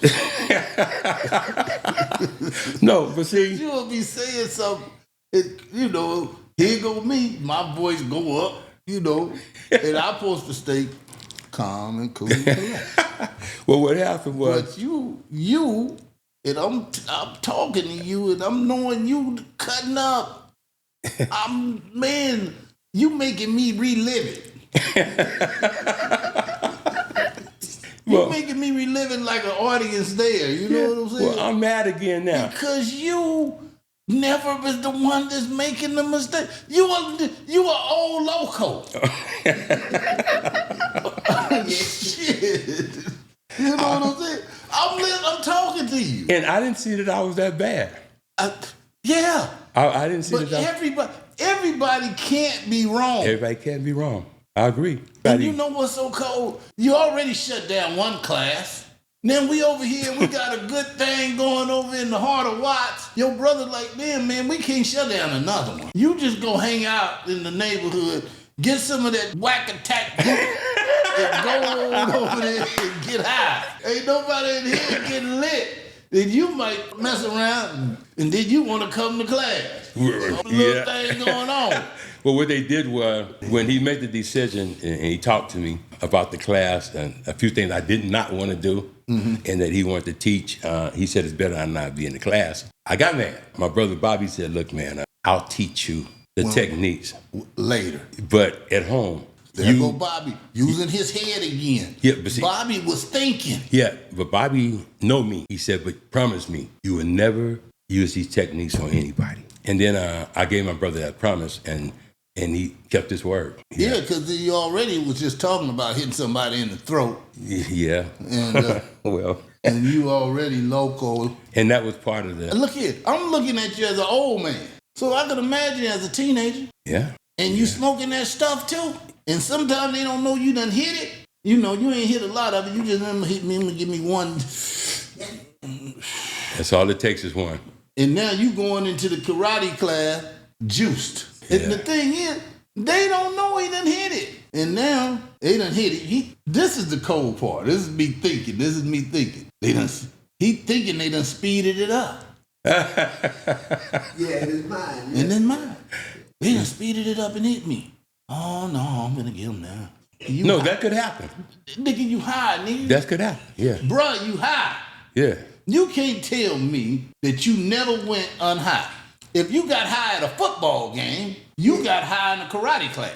Have you ever got high going to karate class? I take the fifth. Whenever somebody take the fifth, they don't want to tell you that they did. Hey, look here. Taking the fifth, when they say that, you already know. Yeah, they did. Yeah. I got high. I did it all, man. I did it. You know, you made it hard for your brother. I'm telling you, you did, and I wasn't there. Not even realizing it. Bruh, you know how you being the leader, you know what I'm saying, and then you got this brother over it. I watch movies like that. When one brother is just smart and the other one over there is just a nut. That was us. That was us. You know what I'm saying? People tell me that all the time. You and Bobby was boy, y'all was so different. And you was only 1 year apart. You know what's the crazy part about it? What? Y'all grew up in the same house. Same house. Bobby didn't get whoopings, I did. Why? I'll tell you how Clyde Clay put it. He told me one day something. I couldn't be mad at him. He called my mother Dorothy, and that's her name. And Clyde was at our house every day for years. So he said, man, That's a nut too. yeah, he's a nut. He says, he's a nut. You know why Dorothy liked Bobby more than she did you? I looked at him. Now you playing me a little close now, brother. You tell me why my mama liked my brother better than you. And you better come with a good one. We might have a problem out here. Okay. So he says, because you kept your mama at the school. You stayed in something all the time. Bobby went to school. He was on honor roll, teacher's list. Yeah. All getting rewards and everything. Yeah. And the only time your mother came to school for Bobby was for some kind of a celebration. She had to take off work to get you out because your father wasn't coming. To get you back in school, get you in another school, and you know that's why your mother seemed to have favored Bobby more than she did you. You see, hold on. You see what you just said? Yeah, She what? she favored. Now let me give you an example. Jesus loved everybody. Don't you think Jesus got favor for some other ones? Bruh, even Jesus had favor. He loved them all. I love all of these. All these my children. And he has favor. Yeah. Lazarus, that's right. You know, help me out a little bit. You know, I get the Yeah. That's favor. Because everybody didn't get that. That's favored. Yeah. When he told that man, go on home, that child is healed. That's favored. That's favor. Yeah. So your mama wasn't wrong. No. She no. loved you. But you was just bad. Yeah, I get it. So I'm product of that same thing. My mama had favor with me. Because my brother grew up in the same house, and he was a nut. You know what I'm saying? And I love him too. Yeah. But I'm telling the truth. He was out doing, I wonder myself, why you stealing? Why you taking? Why you out there acting up? I'm just saying. Mama, so Bobby paved a lot of way for you as a brother. He did. You know what I'm saying? He did. Not only that, you might not see it. He helped save your life. Let me tell you something. about Bobby. He did help save my life in many ways. One way was he taught me to stop and think about my decisions before I made them. And as he would put it, there's a lot of people that's going to run behind you, follow you, whatever you say. Jimmy, you are in a position of authority. You have to. And what made that happen? He was telling you, Jimmy, you are in a position of authority. People are going to follow you. Now listen to me. Some people would follow you because who your brother is. Not taking nothing away from you, because, you was still that guy they knew that, wouldn't turn them down, I'm going to be there. But I'm telling you, man, even, and I'm just using an example, whenever you have a family member that's tough and now you coming up behind them in school, they already not, that's such and such brother. Even as tough and loco as you was, give him a pass. That's what's it called. That's Bobby's little brother. Yeah. He's alive. And we already know he got some issues. You had him. Watch this. You know why? Why? Because you was over there smoking, getting high in a mother. Trying to make decisions. Made some. I don't know if they was right. I want to share something with you, though. Yes, sir. Please. Give me about 1 minute. Because let me tell you how good God is. You used to stutter. If somebody hear you today, they never would even think it. As local as you was then. Today when you talk like a civilized man that didn't do all that stuff. Thanks to high school speech therapy. Is that right? Yeah. From the 3rd grade to 11th grade, I was in speech therapy. I ain't reading, teaching. Because? Of my stuttering problem. How bad was it? Bad. Did it affect you to talk to girls? Oh, yeah. I can't call them beautiful. I can't say tree. Tree sounds like Cree. So when I'm reading, I know the word is tree. And now I want to try to skip over real fast. Because no. Teacher make you go back to it. Now I think the teacher's messing with me. So was it hard for you to have a conversation? The female? Yeah. Not when I got into junior high school. I'm talking about because of the stuttering. No, it wasn't hard. Once you start to, elementary was a nightmare. Yeah. Now, elementary was because youngsters are really, bad. And then once I started putting these What made you stutter? What made me stutter? I mean, how sometimes you might get excited or something. Or getting nervous or scared or... I would say, if anything, it might be nervous or something, because if I know it's my turn to read, I done pre-read my chapter and I made a monster. I already said, I can't say this, I can't say this, I can't say this. And that might have made me a little nervous, and I just refused to read. So now I got a U on my report card for unsatisfactory, whatever it stood for. Unsatisfactory. So, I didn't want to read because I already know. You finna start stuff. Man, y'all gonna somebody, it's gonna be something. And then once they laugh, you gonna meet. Because they done laugh. Yeah, But most people at a certain time, they quit laughing because once you become a named person, don't nobody laugh at you no more. They scared. They scared. So I prayed the cost to be the boss, I guess. Yeah, you did. Yeah, I got them. But let me share this story with you. It's very important. About Bobby. We had our own posses in the neighborhood. We all bishops in different groups, but Bobby had... So even though the bishops, they still had their little... posses, inside our neighborhood. Although my group didn't run around with Bobby's group. They didn't? No. Why? Well, we hung up in different parts of the neighborhood. We did different things. For instance, the 9 Deuce bishops, they were more like mechanics, working on cars, stealing cars and radios and breaking in places. They didn't go to the team post. They wasn't in karate. They wasn't playing basketball like the block bishops over there. They more like Drew McMillan and they were basketball players. And so they at the gym all the time. 9 Deuce bishops, where I'm from, I was the only one in the sports. So when something go down, 9 Deuce rolling with me. Then my boy, that gets to what I'm about ready to say. I had a right-hand man named Prince. It was 9 of us. It's on my arm, 9 Deuce. Prince was one of them. Big Al Capone was another one. I got a crew. You got what on your arm? 9 Deuce. 9 Deuce. D-U-C-E. Deuce, not the two. Not the two, but it means leaders. The Italian word for leaders. And it was 9 of us, and it was called 9 Leaders. And that was my crew. I wanted them. So one of them name was Prince. Okay? I call him one of my right-hand man. Ain't no joke. None of these guys is no jokes. So Prince moves over out the neighborhood into a Crip neighborhood. He get killed. What? Yeah, he get killed. By how? How did he get I killed? just to tell you. His brother run all the way to the house, crying. And I'm in the living room, me, Al Capone. Thank God Bobby was there. Thank God Bobby was there. So what's going on, man?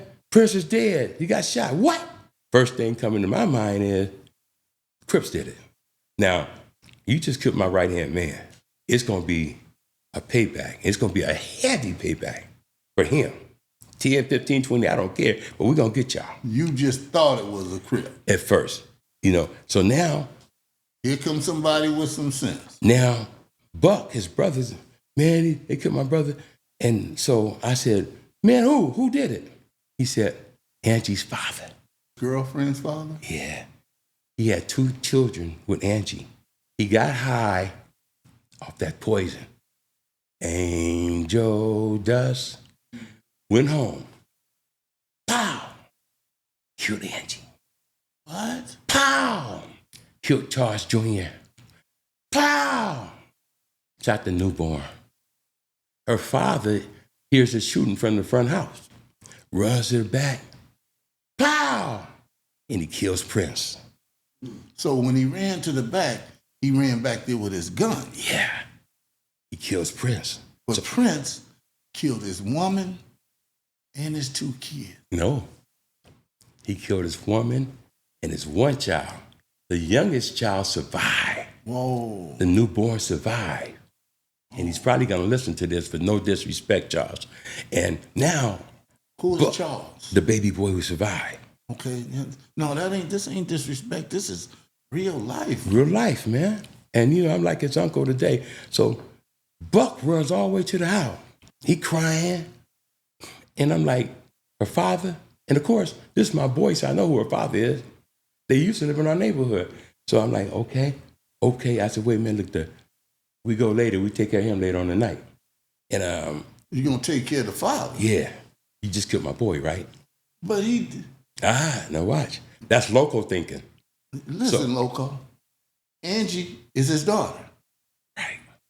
If a man killed your daughter and your grandson and shot your other grandson that you don't know if he's dead or alive, what do you think that father is going to do? Exactly. And that's what I was glad that Bobby was in the house. Because Loco ain't thinking. That's why Bobby always told me, you got to think. Because I'm thinking about my boy dead, and this is my right-hand man. Pops is dead man. His brother here, Jim, I need a gun, all that. And Al Capone don't care. He gonna do what I do. Like you say, certain people just gonna follow you no matter what. Mm-hmm. Al Capone is my other right-hand man. So I sit back here, I said, no, we're gonna wait till later on the night. He got on, we're gonna get him. We're gonna get him. And then Bobby said, hey, Jim, Bobby had a daughter. He said, if somebody killed your niece, same thing you just said, if somebody killed your niece, my daughter, her boyfriend, what you gonna do? Mm-hmm. I said, I'm gonna kill him. Bobby said, how you gonna be mad at that man?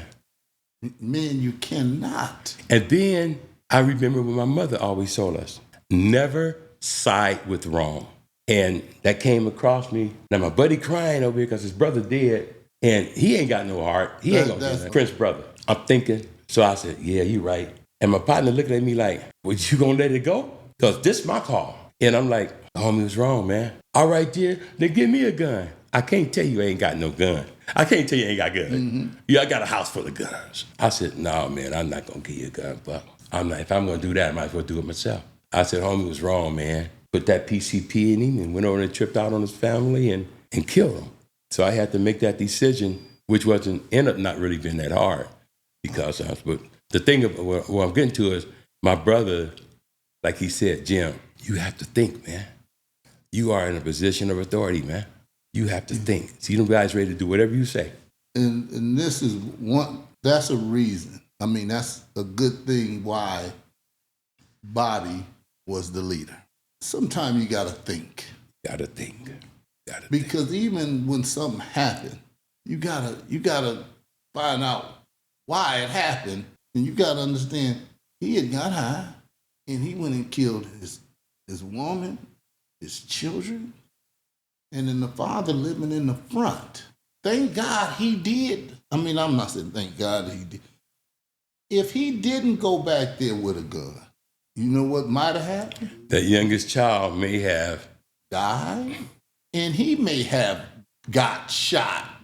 You know what I'm saying? Say you go back there with no gun. This man still got the piece.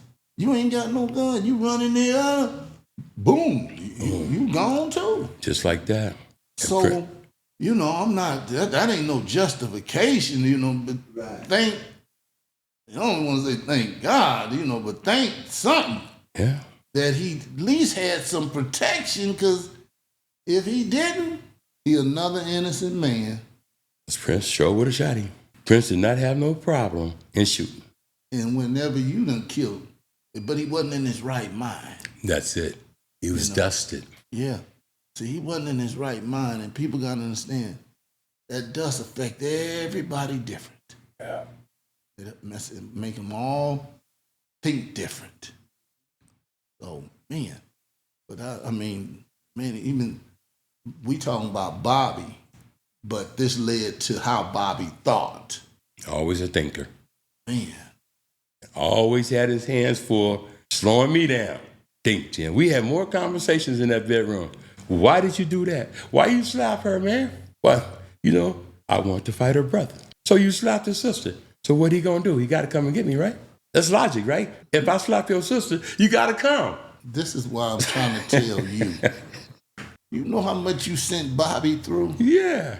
But not, you know, in them days, I used to always say, why you coming, man? I don't need you to come. But he loved his little brother. I get it. You know what? This is something you need to say. And Bobby's gone, and this is his 72nd birthday. Yeah. You need to tell Bobby thank you. Because if it wasn't for him, you might not be here. Right. I mean, you know, And I am super thankful for my brother. I love him and miss him dearly. And sometimes I shed tears thinking about him. His protection of me, him taking the blame for something I did. He did that. He did? Did everything. He took the blame for something you did. Yeah. Is that right? You know, we got to the Pueblo, we moved to East LA. Soon we got here, we didn't stay there more than a month. In East LA? Yeah, Boyle Heights, living on the hill in a little wooden house. So y'all moved there first? For a minute. And why did y'all move? Had a little wooden house mysteriously caught on fire, and it was an unlivable condition. So I guess they said, send them suckers through the bricks so they can't burn down. Here's my question. Who burnt the house down? Yes, sir. Did Bobby do it? We did it together. Don't go to this. We was playing with matches, man. It's my father's fault. It is? Yeah. He smoked cigarettes, and he had a glass bowl all the time with matches, them little strike matches. So what was your big brother?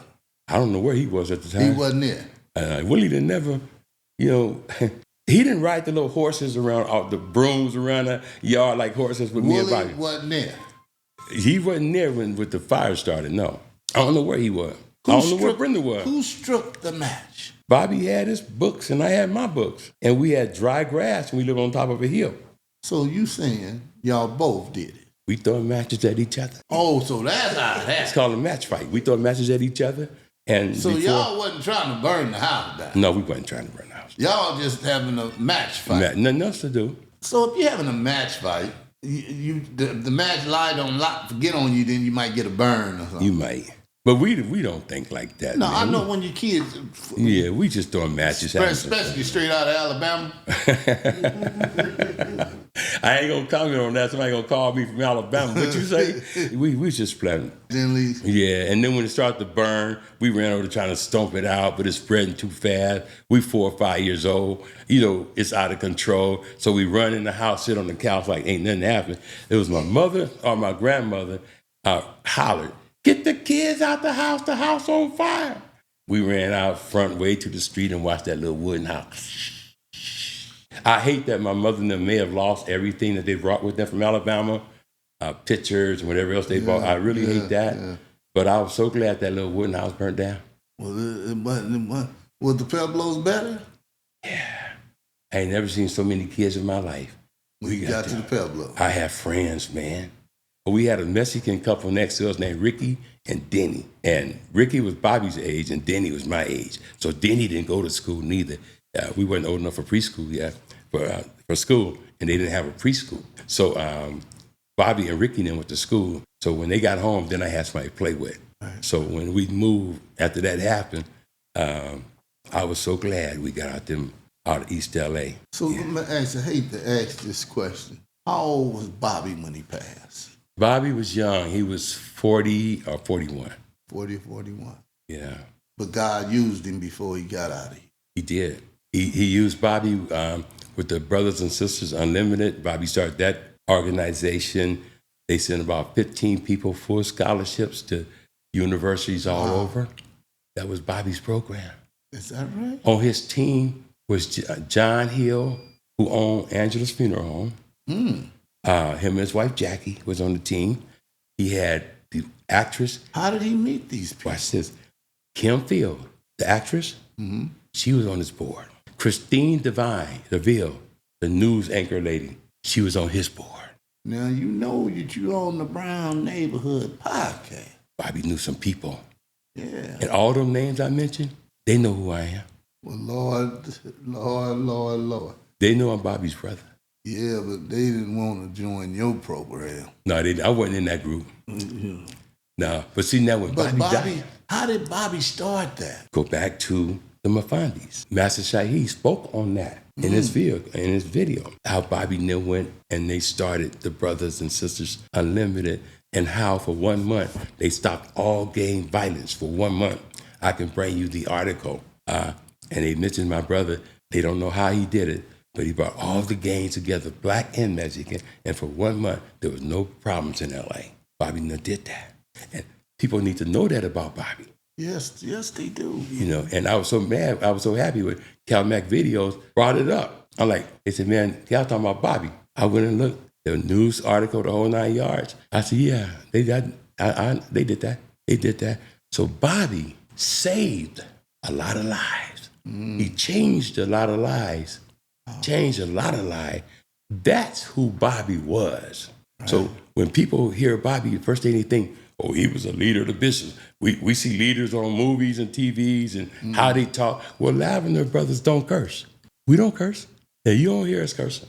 But people think we curse, we do. And when they hear us talk, you don't sound like a gangster. What do gangsters sounds like? We never called ourselves gangsters. Bobby never called himself a gangster. Wow. We called ourselves defenders. If you come in this neighborhood over here, we are the defenders. You got to come to us first. So the Boys and Girls Unlimited.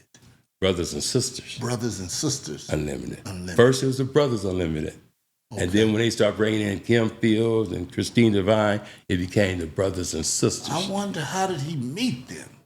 I mean, you may not know. I'm just, how you conversating. How did that actually happen? Okay, let me say this. Who the one thought of the Brothers Unlimited? Who created that? It was Bobby and Big Shaka from Pyru and Big Lurch. Is that right? Now, local here. Oh, Lord. When I first heard. Let me put my cap on. Because we still. Petey. Yeah. Let me put my cap on. There's a local here. Screw it on top. Yep. Yeah, because we still live in that gang life. At the watch festivals and stuff, and they trying to keep the festival going because we about ready to shut it down. Mm-hmm. And Bobby now trying to keep it going, and that's why the Brothers and Sisters, the Brothers Unlimited started. They trying to save it, get all these gangs from fighting. But when I first heard what they were doing, the Brothers Unlimited, and Shaka from Pyru, Big Lurch from Watts, oh man, y'all bringing all the hoods together, almost like what they call the Bloods today, but they had Crips involved. So, Brothers and Sisters, so this gonna be one big old, I'm still thinking gangster stuff. All right, so we get, okay, cool, I'm with all this. And then when I found out they talking about scholarships in schools and programs and feeding people and stuff, I'm cool with the feeding people, but hanging out with all these dudes over here, I ain't cool with that yet. So I'm not gonna mess y'all what y'all got going up. Right. I'm not gonna mess it up. Please don't. But I'm not part of the brothers. Of the brothers and sisters, of the Brothers Unlimited. So I was there, of course, Bobby's brother, they want me to be part of it, but I kicked back and said, no, I ain't. I thought y'all was ready to do something else. And that's really nice for young men to think of that. See, we're not talking about these guys who's already 39 and 40. God. Oh, man, no. These was young men. Young man. Still in teens. In our teens. So, yeah. In our teens. That is like amazing. See, I was 18 years old before I opened my eyes. Yeah, that's amazing, man. I told you, when I hit 18, my girl messed around and got herself pregnant, man, and you was ready to change. Man, I want to be here for my child, man. I want to be here for my child. A baby? I'm all excited. It's going to be a boy. It's going to be a boy. It ended up being a girl, but I love her just the same. Yeah, no. Okay. Every man want a boy, know, if he can, you know. I can imagine, guys like Kobe, he wanted a boy, but he having girl after girl after girl. Yeah. You be like, man. And not only him, but a lot of other men, them girls just keep coming. They be wanting a boy. Wanted a boy. Yeah. So it was time for me to change my life, but I had a big problem. What was that? Number one, I had a target on my back. You done a lot of cutting out. Yeah, when you got a guy named Loco and you done kick people upside the head, you done had gun battles with people, you done been in a lot of situations. Some people getting out of jail, they want revenge on you. So you never know who wants you. Guys you never met just to get a reputation by being the one. Did you do any time? I don't never talk about death and time and stuff like that. I mean, like time in jail. I went to jail. I went to jail. I mean, it's a blessing if you don't go for a long time. You know what I mean? That means you escape. They put handcuffs on me before. Well, I'm talking about anything over 3 and 4 years. Oh, no. That's a blessing, bro. No. A lot of times people I went to jail. When people speak on it, it ain't like I don't think they want to say it as like a big thing, but they just making it the truth. I don't like to talk about it because any time that I've been on the court, it was more like I was fighting for my freedom. And then you got people, families. I got to be careful with this. But now you got people, families out there that's witnesses, witnesses, and they watching you on the stand and their son is no more here. Right. That type of situation, and you walk. A question here. Mm-hmm. Did Bobby ever get married? Yeah. Okay. Yeah, Bobby got married. How many children? 2 daughters. 2 daughters. Okay. No, that's good, man. That's good. Bobby changed his life, man, and he too went to work with General Motors. Is that right? Yeah, he went to General Motors. We believe, because my mother died of cancer. Mm.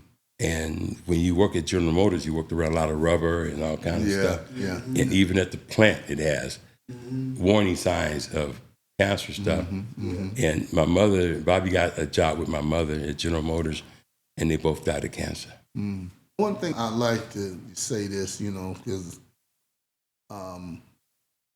it's just like smoking cigarettes. Some people could smoke them all their life and nothing happen. Some people start up and they ain't smoked for very long and they get cancer from smoking cigarettes. You know what I'm saying? So, so working in that plant could have affected, you know what I'm saying? Right. Them, because everything affects everybody differently. You know what I'm saying? Some people could eat all day long, don't gain no weight. Some people eat it and they just gain and gain and gain. And you know what I'm saying? So everybody's genes and the way things attack their body is different, So, but he didn't leave here without doing God's work. And when you start programs that help people and help other people's life, you done gave back. He gave back, and he was good at that. You know what I'm saying? He was good at that. Even being a leader, it was still helping protect other men being maybe even killed or making better decisions. No breaking in houses in the neighborhood, protecting our mothers when they went to the neighborhood, anybody's mother. If you lived in our neighborhood, you was protected. You can go to the store, You ain't got to worry about getting your purse snatched. And we patrolled our neighborhood. If we saw you over there, you hear the stories about don't cross the tracks. And, if we saw you, and don't be 2 or 3 y'all, we might fire a warning shot at you, or it might not be a warning shot. And you know what's amazing about that is, whenever you go into another neighborhood, they just know you wasn't from that area. They already know. They already know. I talked to a gentleman, he was from the Nickerson Gardens. He said, man, if you didn't belong or you didn't grow up in there or whatever, they just knew automatic. That's weeds in the garden. You know what I'm saying? Hey, man, that was another neighborhood that you might not want to go in if you didn't live over there. Now, my uncle and them lived over there, so I stayed over there quite often. But you don't want to get caught in the Nickerson Garden. And back in the days, you didn't want to get caught in Imperial Courts. Wow. IPCs. Huh? IPC. Yeah, you didn't want to get caught over there. At that time, they had a group called a pack over there, and you will get rack packed. Wow. Yeah, so the Imperial Courts was another one. I used to go over there because I used to skate in the gym when I was a little kid, so and play ball with Tommy Hope and all those guys, baseball. So I knew a lot of them. Did Bobby ever play any sports? Or was Kung Fu? Bobby was a martial artist. That's what he loved. Now, even in the neighborhood, you might see him on a basketball court or in school playing a little basketball. Not likely. I tried to get him to play baseball. His attitude was, I don't like nobody throwing no ball at me. So he wouldn't play baseball. He had good speed, so he would run track. So Bobby would run track now. He did. He ran track at Southgate. You know what's amazing is you made a name for being local. Bobby made a name for being a man of reason, and his name traveled more than yours. Yeah, I'm right behind him, but his name did travel more. Look, that's how you go. That's how I use in that karate class. You know what I'm saying? There you go again. There you go again. There you go again. You know what I'm saying? You wasn't making no reasons on nothing. You know what I'm saying? That's like telling somebody, who gonna make the right reason? I done already, yeah, what? And here go a man that's in school and don't want to get a C. He upset because he get a bad grade. I'm happy if I get a D. No, you mad because you just show up in the class. And somebody might scared to laugh. You know how people might laugh? Yeah. He's scared to laugh. Just Jimmy, don't laugh. Don't laugh, man. You know what I'm saying? They couldn't even enjoy a laugh with you. No laugh. That's painful. Boy, that's a cold thing. I'd rather you beat me up than you laugh at me, man. Come on, man. Don't laugh. People get mad at people laughing today, so I could imagine back then. Because it was almost, maybe I saw it as a handicap, my stutter, and now you laughing at my handicap. Man, I can't help this. Teasing me. And then when you put the girls in it, Jimmy laughing like, oh, he too black and he can't talk. And man, come on, that hurt. Man, listen, look, this is a question. Come on. How did you feel growing up as Bobby's little brother? Because, see, this is the thing. This is the thing I'm looking at. I'm getting my reputation because I'm just, local. Okay. Here go my big brother that ain't being local. Okay. How as you getting older, you know what I'm saying? I'm looking at my brother. He over here in special martial art classes, getting good grades. Because even though you brothers, you're still challenging each other in something. You know what I'm saying? Like I want to be good as my brother.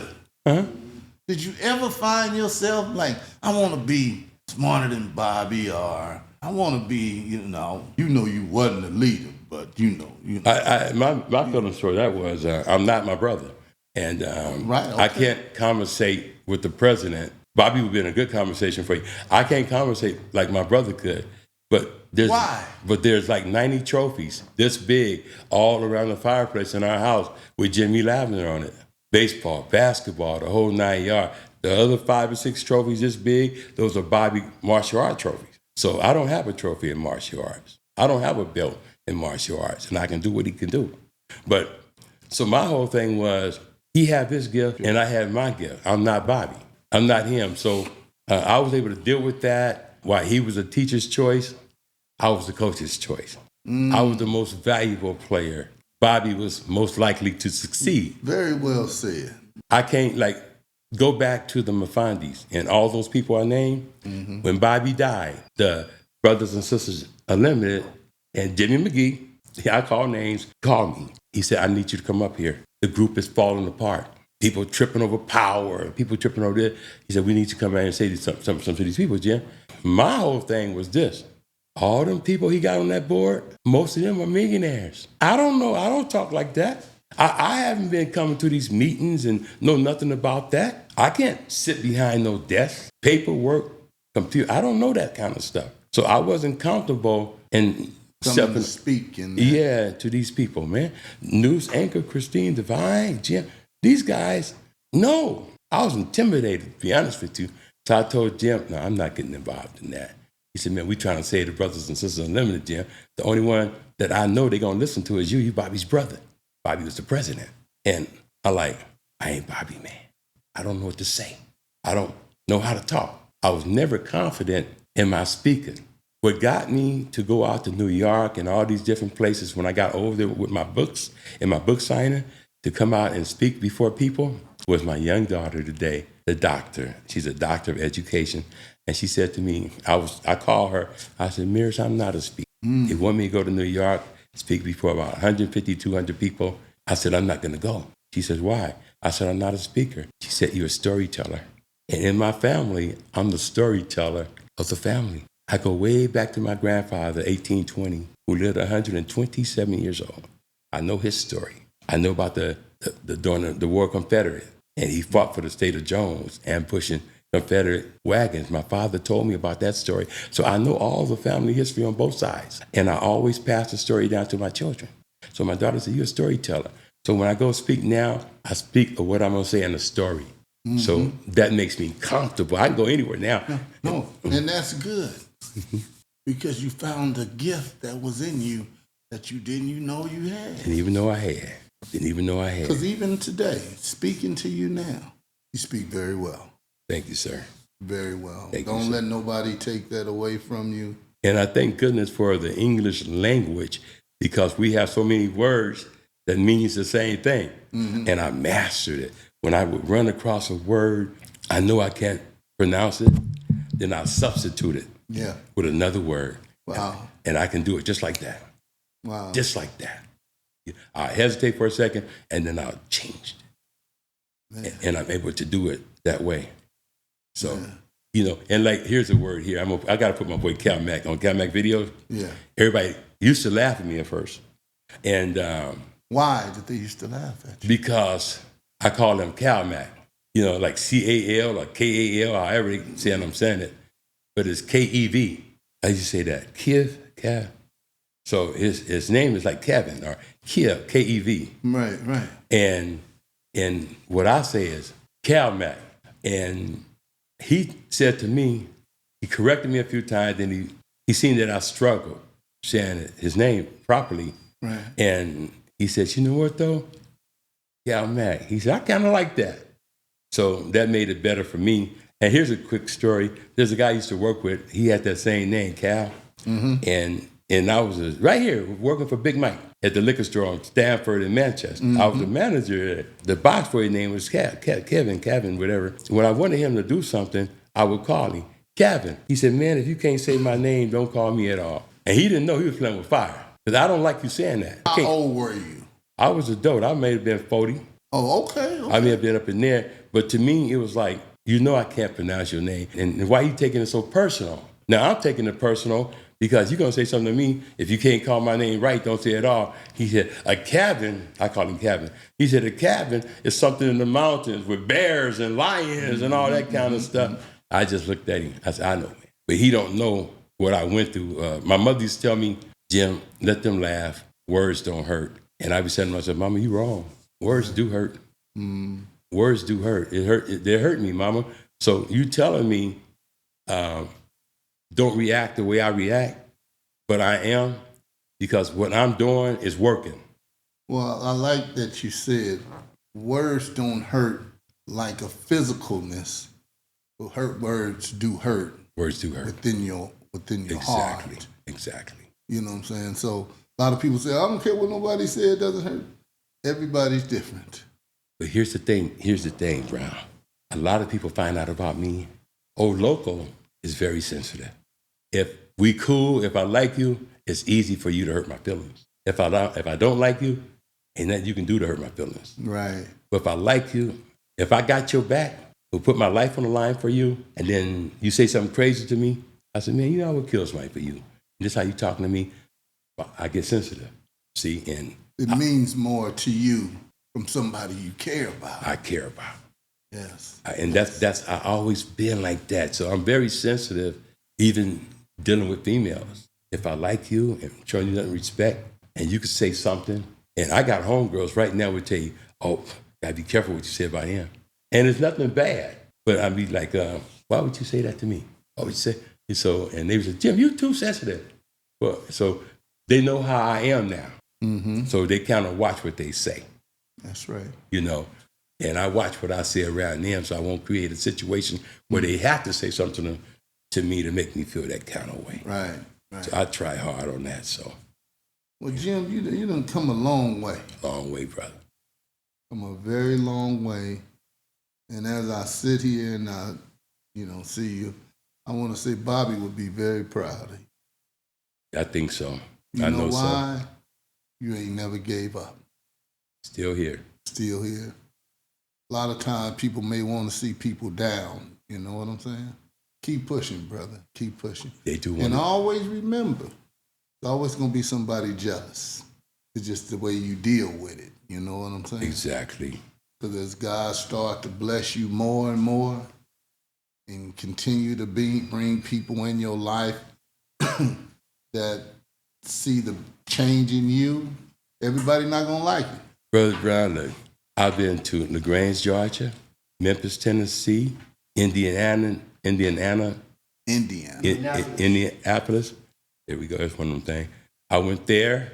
I went to Cleveland, Ohio, Tuscaloosa, Alabama, speaking to people about change. And a guy asked me on a podcast a couple of weeks ago, he said, Jim, you really, and I missed something I should have said to him. I said something, but I should have said more. He said, people need you to stay out there and keep talking to people and this and that. And I said, brother, there's a thing called RICO. I know 2 people who went back to the neighborhoods trying to get their youngsters to change. Job offering here, job over here. One was Mad Ronald for the 20s. If you don't mind me, Ronald, sharing this. He went back to his neighborhood passing out flyers. Job over here, man. Y'all leave this life alone. RICO swooped on him. I think it was 2 years he told me he had to go back to jail for the RICO Act, then affiliated with gang members. So when you go back to your neighborhood and try to talk to some of these guys, it's a trap, double trap sometimes. Yeah. You know, so you got to be careful. I've been places where I was rushed to a safe house, which ended up being a crack house. Wow.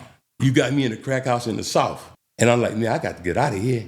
But they wanted to take my life to make the bishops in that neighborhood look bad.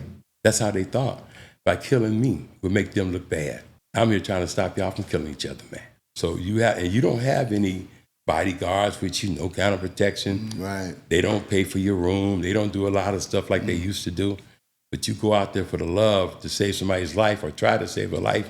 At the same time, they trying to take your life. And ain't nobody financing you. You just go on your own, man. And pastors, and I had pastors to call me to come to Indiana. I said, well, you're going to put me up? And they don't have nowhere to put you up. So I got away from, matter of fact, right after I got through working with Big Smoke. Mm-hmm. Me and Big Smoke used to work together. Is that right? Yeah. You know what I love today is that when I see these different guys that was in different neighborhoods and things like that, they can hug and Man. show love to one another. Oh, man, Smoke is my boy, man. You know, Yeah. I mean, that means so much when I see them together and, they can hug one another and be, smile with each other. Oh, it made it easy for Smoke being from the opposite of my neighborhood. I'm older than Smoke. So when Shelton Afons called me, he said, I got a position for you with the game program, youth game program. I said, okay, let's talk about it. He says, first I want to ask you, do you have a problem with Big Smoke from Kitchen? I said, I don't know Smoke. I heard of him. He said, he's a good dude. I said, well, I'll get back with you in a couple of days. Went back to my neighborhood and inquired about Smoke. And I inquired with guys who was hardcore bishops at that time. I said, talk to me about Big Smoke from Kitchen. You and him need to work together, Jim. He's the best guy in the world. Mm-hmm. I'm talking about some killers. And they like, hey, man, Smoke is cool, man. No, he don't work about him. He ain't going to set you up. He good people with Jim. Everybody encouraging. Man, you and Smoke can do some things together. Mm-hmm. So I called Shelton. I said, I'll work with Smoke. You know what, man? Even today, these young men still need that help. They need it. They need it because, one, they still killing each other. And I was talking to a brother, and he said something that just blew me away. I mean, it blew me away real. I mean, I couldn't. I was like, man. He said, man, it's brothers hunting brothers. He might have didn't say it exactly like that, but he said it's like they hunting each other. They hunting each other to kill each other. And that shit just touched me, man. I was like, God, how can you just hunt another brother to kill him? How can you kill your own mother's brother, your son, your own brother, your blood brother? Yeah, I'm just saying. I know incident like that. I know another like that. Brother hunting a brother, you know what I'm saying? Because, when you find people out hunting, you know how you hunting something to kill it, you know what I'm saying? Right. And for them to be hunting each other from neighborhood to neighborhood, that's a cold thing. It's just a hell of some stuff that started over 50 years ago by teenagers. And some of these men are hunting each other and haven't even begun to live, haven't experienced a family, haven't experienced going somewhere, really enjoying their life. Can't go nowhere. And they hunting each other. It's sad. Yeah, it is, man. It's really sad, man. But I guess as we, on these type of podcasts and talk, each one teach one. That it can touch somebody, you know what I'm saying? That they could try to bring change to it too. We know some things do continue, but if we can save one life out here. And you do. I've been blessed to go to North Carolina. I think I told you the story. Yeah. The guy rather be a bishop than go back to school. He dropped out of college because he wanted to be with the family. And I don't know if his wife or his mother called me, and I don't know him. So they called me because Bobby's not here. Mm. And so they know the history of Bishop. So now we can reach Jimmy Lavender. That's big in Bishop. There's no bigger name in Bishop. Yeah, and that's very true. Yeah, so if you look at the videos and that we do, me shooting off for my brother Bobby's birthday today, and just read the comments, how they salute Bobby. And when I leave here, they'll be saluting me the same way. And that's amazing that somebody is still saluting you after you've been gone over 20 years. Yeah. Maybe even 30. And your name is still being spoken of. Since 1994. Yeah. 30 years, 32 years. 32 years? Yeah. And your name is still be spoken of. And here as we sit today. And then somebody gonna be able to see this, and they still gonna be hearing that name. Because we ain't letting it die. Exactly. Because he is a legend. That he is. You know what I'm saying? Yeah. Not just of a neighborhood, but of a community. And that's why I started doing podcasts, because when I start hearing people talk about the old days and stuff like that and bringing up names, my son would look at me and he said, Dad, that didn't happen, huh? I said, no. Mm-hmm. So my son said, are you going to say something? I said, I'm not getting on that stuff. And quick story, and I got on Facebook. And I didn't know nothing about YouTube and Facebook and all this, and how people finding me. Soon I got on there, man, in the messenger, man, I'm such and such from Dallas, Texas, and And these guys, youngsters, crazy. They would put all this stuff. 52989 woo woo east side woo. And I'm like, what in the heck is all this stuff? And I said, man, I'm old guy. I don't know about all that kind of stuff. And but anyway, they would do all this. So anyway, Cal Mack found me, and then he wrote Cal Mack video, such and such and such and such. And I looked. I said, man, I had 5, 6 people calling me, asking me to come on. I'm not Bobby. Bobby did the documentaries and stuff. I said, I'm not. And then Cal Mack hit the magic word. He said, I just interviewed Bad News, and he mentioned your name. Bad News was from the 60s, Mark Baldwin, my good buddy. And he was a West Side bishop before they converted their neighborhood with the local Crips and became known as the 60 Crips. More than half of them was bishops. So he did his podcast and he mentioned my name as he talked about the beginning of the bishop, the Jimmy Lavender, Bobby Space Ghost, and he's talking about us. I said, I want to hear what Mark had to say. Is he telling the same story I told so many times? Yes, told the exact story. And I said, okay. So I contacted Mark, we chopped it, then I called Cal Mack back, and I said, I'll do an interview with you. And I said, it's because the stories that I heard, such as the founder of the bishop, got so many enemies that he lives in his daughter's garage and never comes out the house. Wow. I'm hearing guys' names that I never heard before in my life that done walk with the Lavender brothers. I thought, you know what's such a blessing? At being 70 years old and you're in your right mind to even tell the story. I agree. Because if you're not in your right mind, some people ain't got the heart and the mind to tell it. They'd rather die with the story. It's like a man having talent and never share his talent or pass it on. He just rather die with it instead of teaching somebody else. Exactly.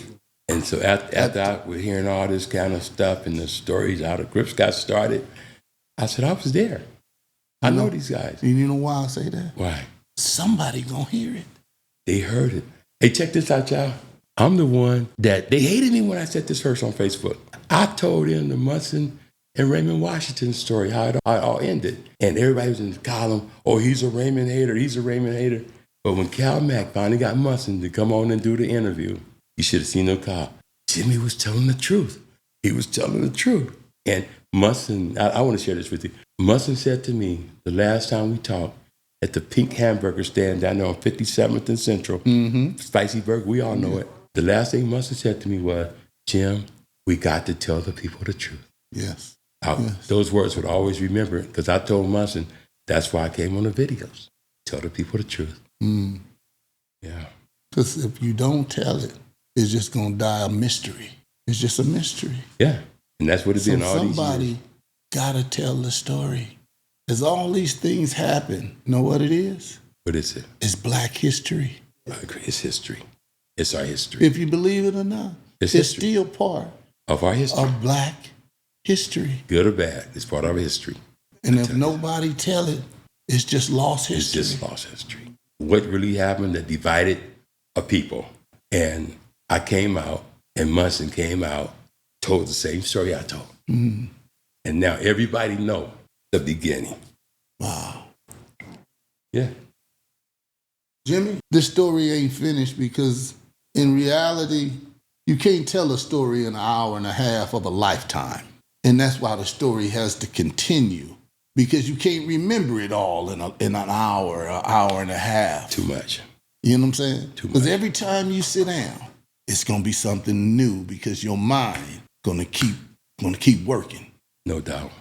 That mind is something else, man. And I just want to say thank you for coming on here, sharing about your brother. And there's so much more to be mentioned about him.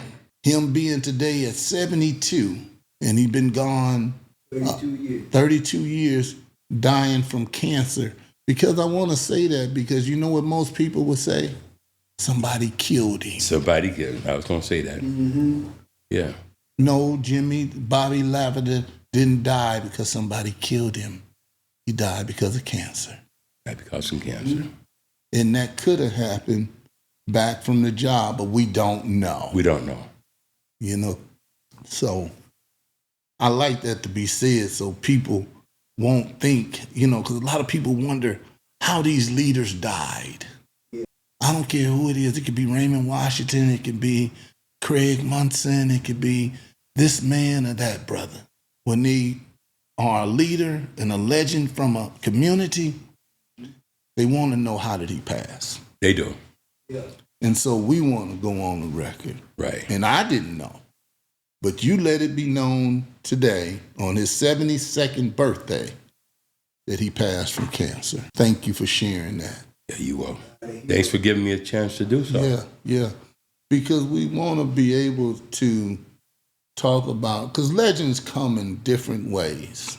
We always want to think a legend of him as an athlete, so on and stuff like that, entertainer. But they're also legends of the neighborhood and the community. Right. That some of those big-time athletes never come and really interact with once they get where they at. You know what I'm saying? Right. They give back in the best way that they can, but to really come and let people really feel them, you know what I'm saying? They don't get to get that close. Right. So we're going to end this tonight. We're going to thank God, as we always do, for the Browns Neighborhood Podcast, because this is special. I mean, when you start something, you don't know what it's going to become. But, man, as I speak to you today, I thank God for letting this be a good podcast and a real podcast. Yes, sir. So people not only hear it, but they can feel it. Yes, sir. Yes. Yes, You sir. know what I'm saying? Yes, sir. And thank you for the guys that help behind the scenes as well. You know what I'm saying? Because it ain't no one person.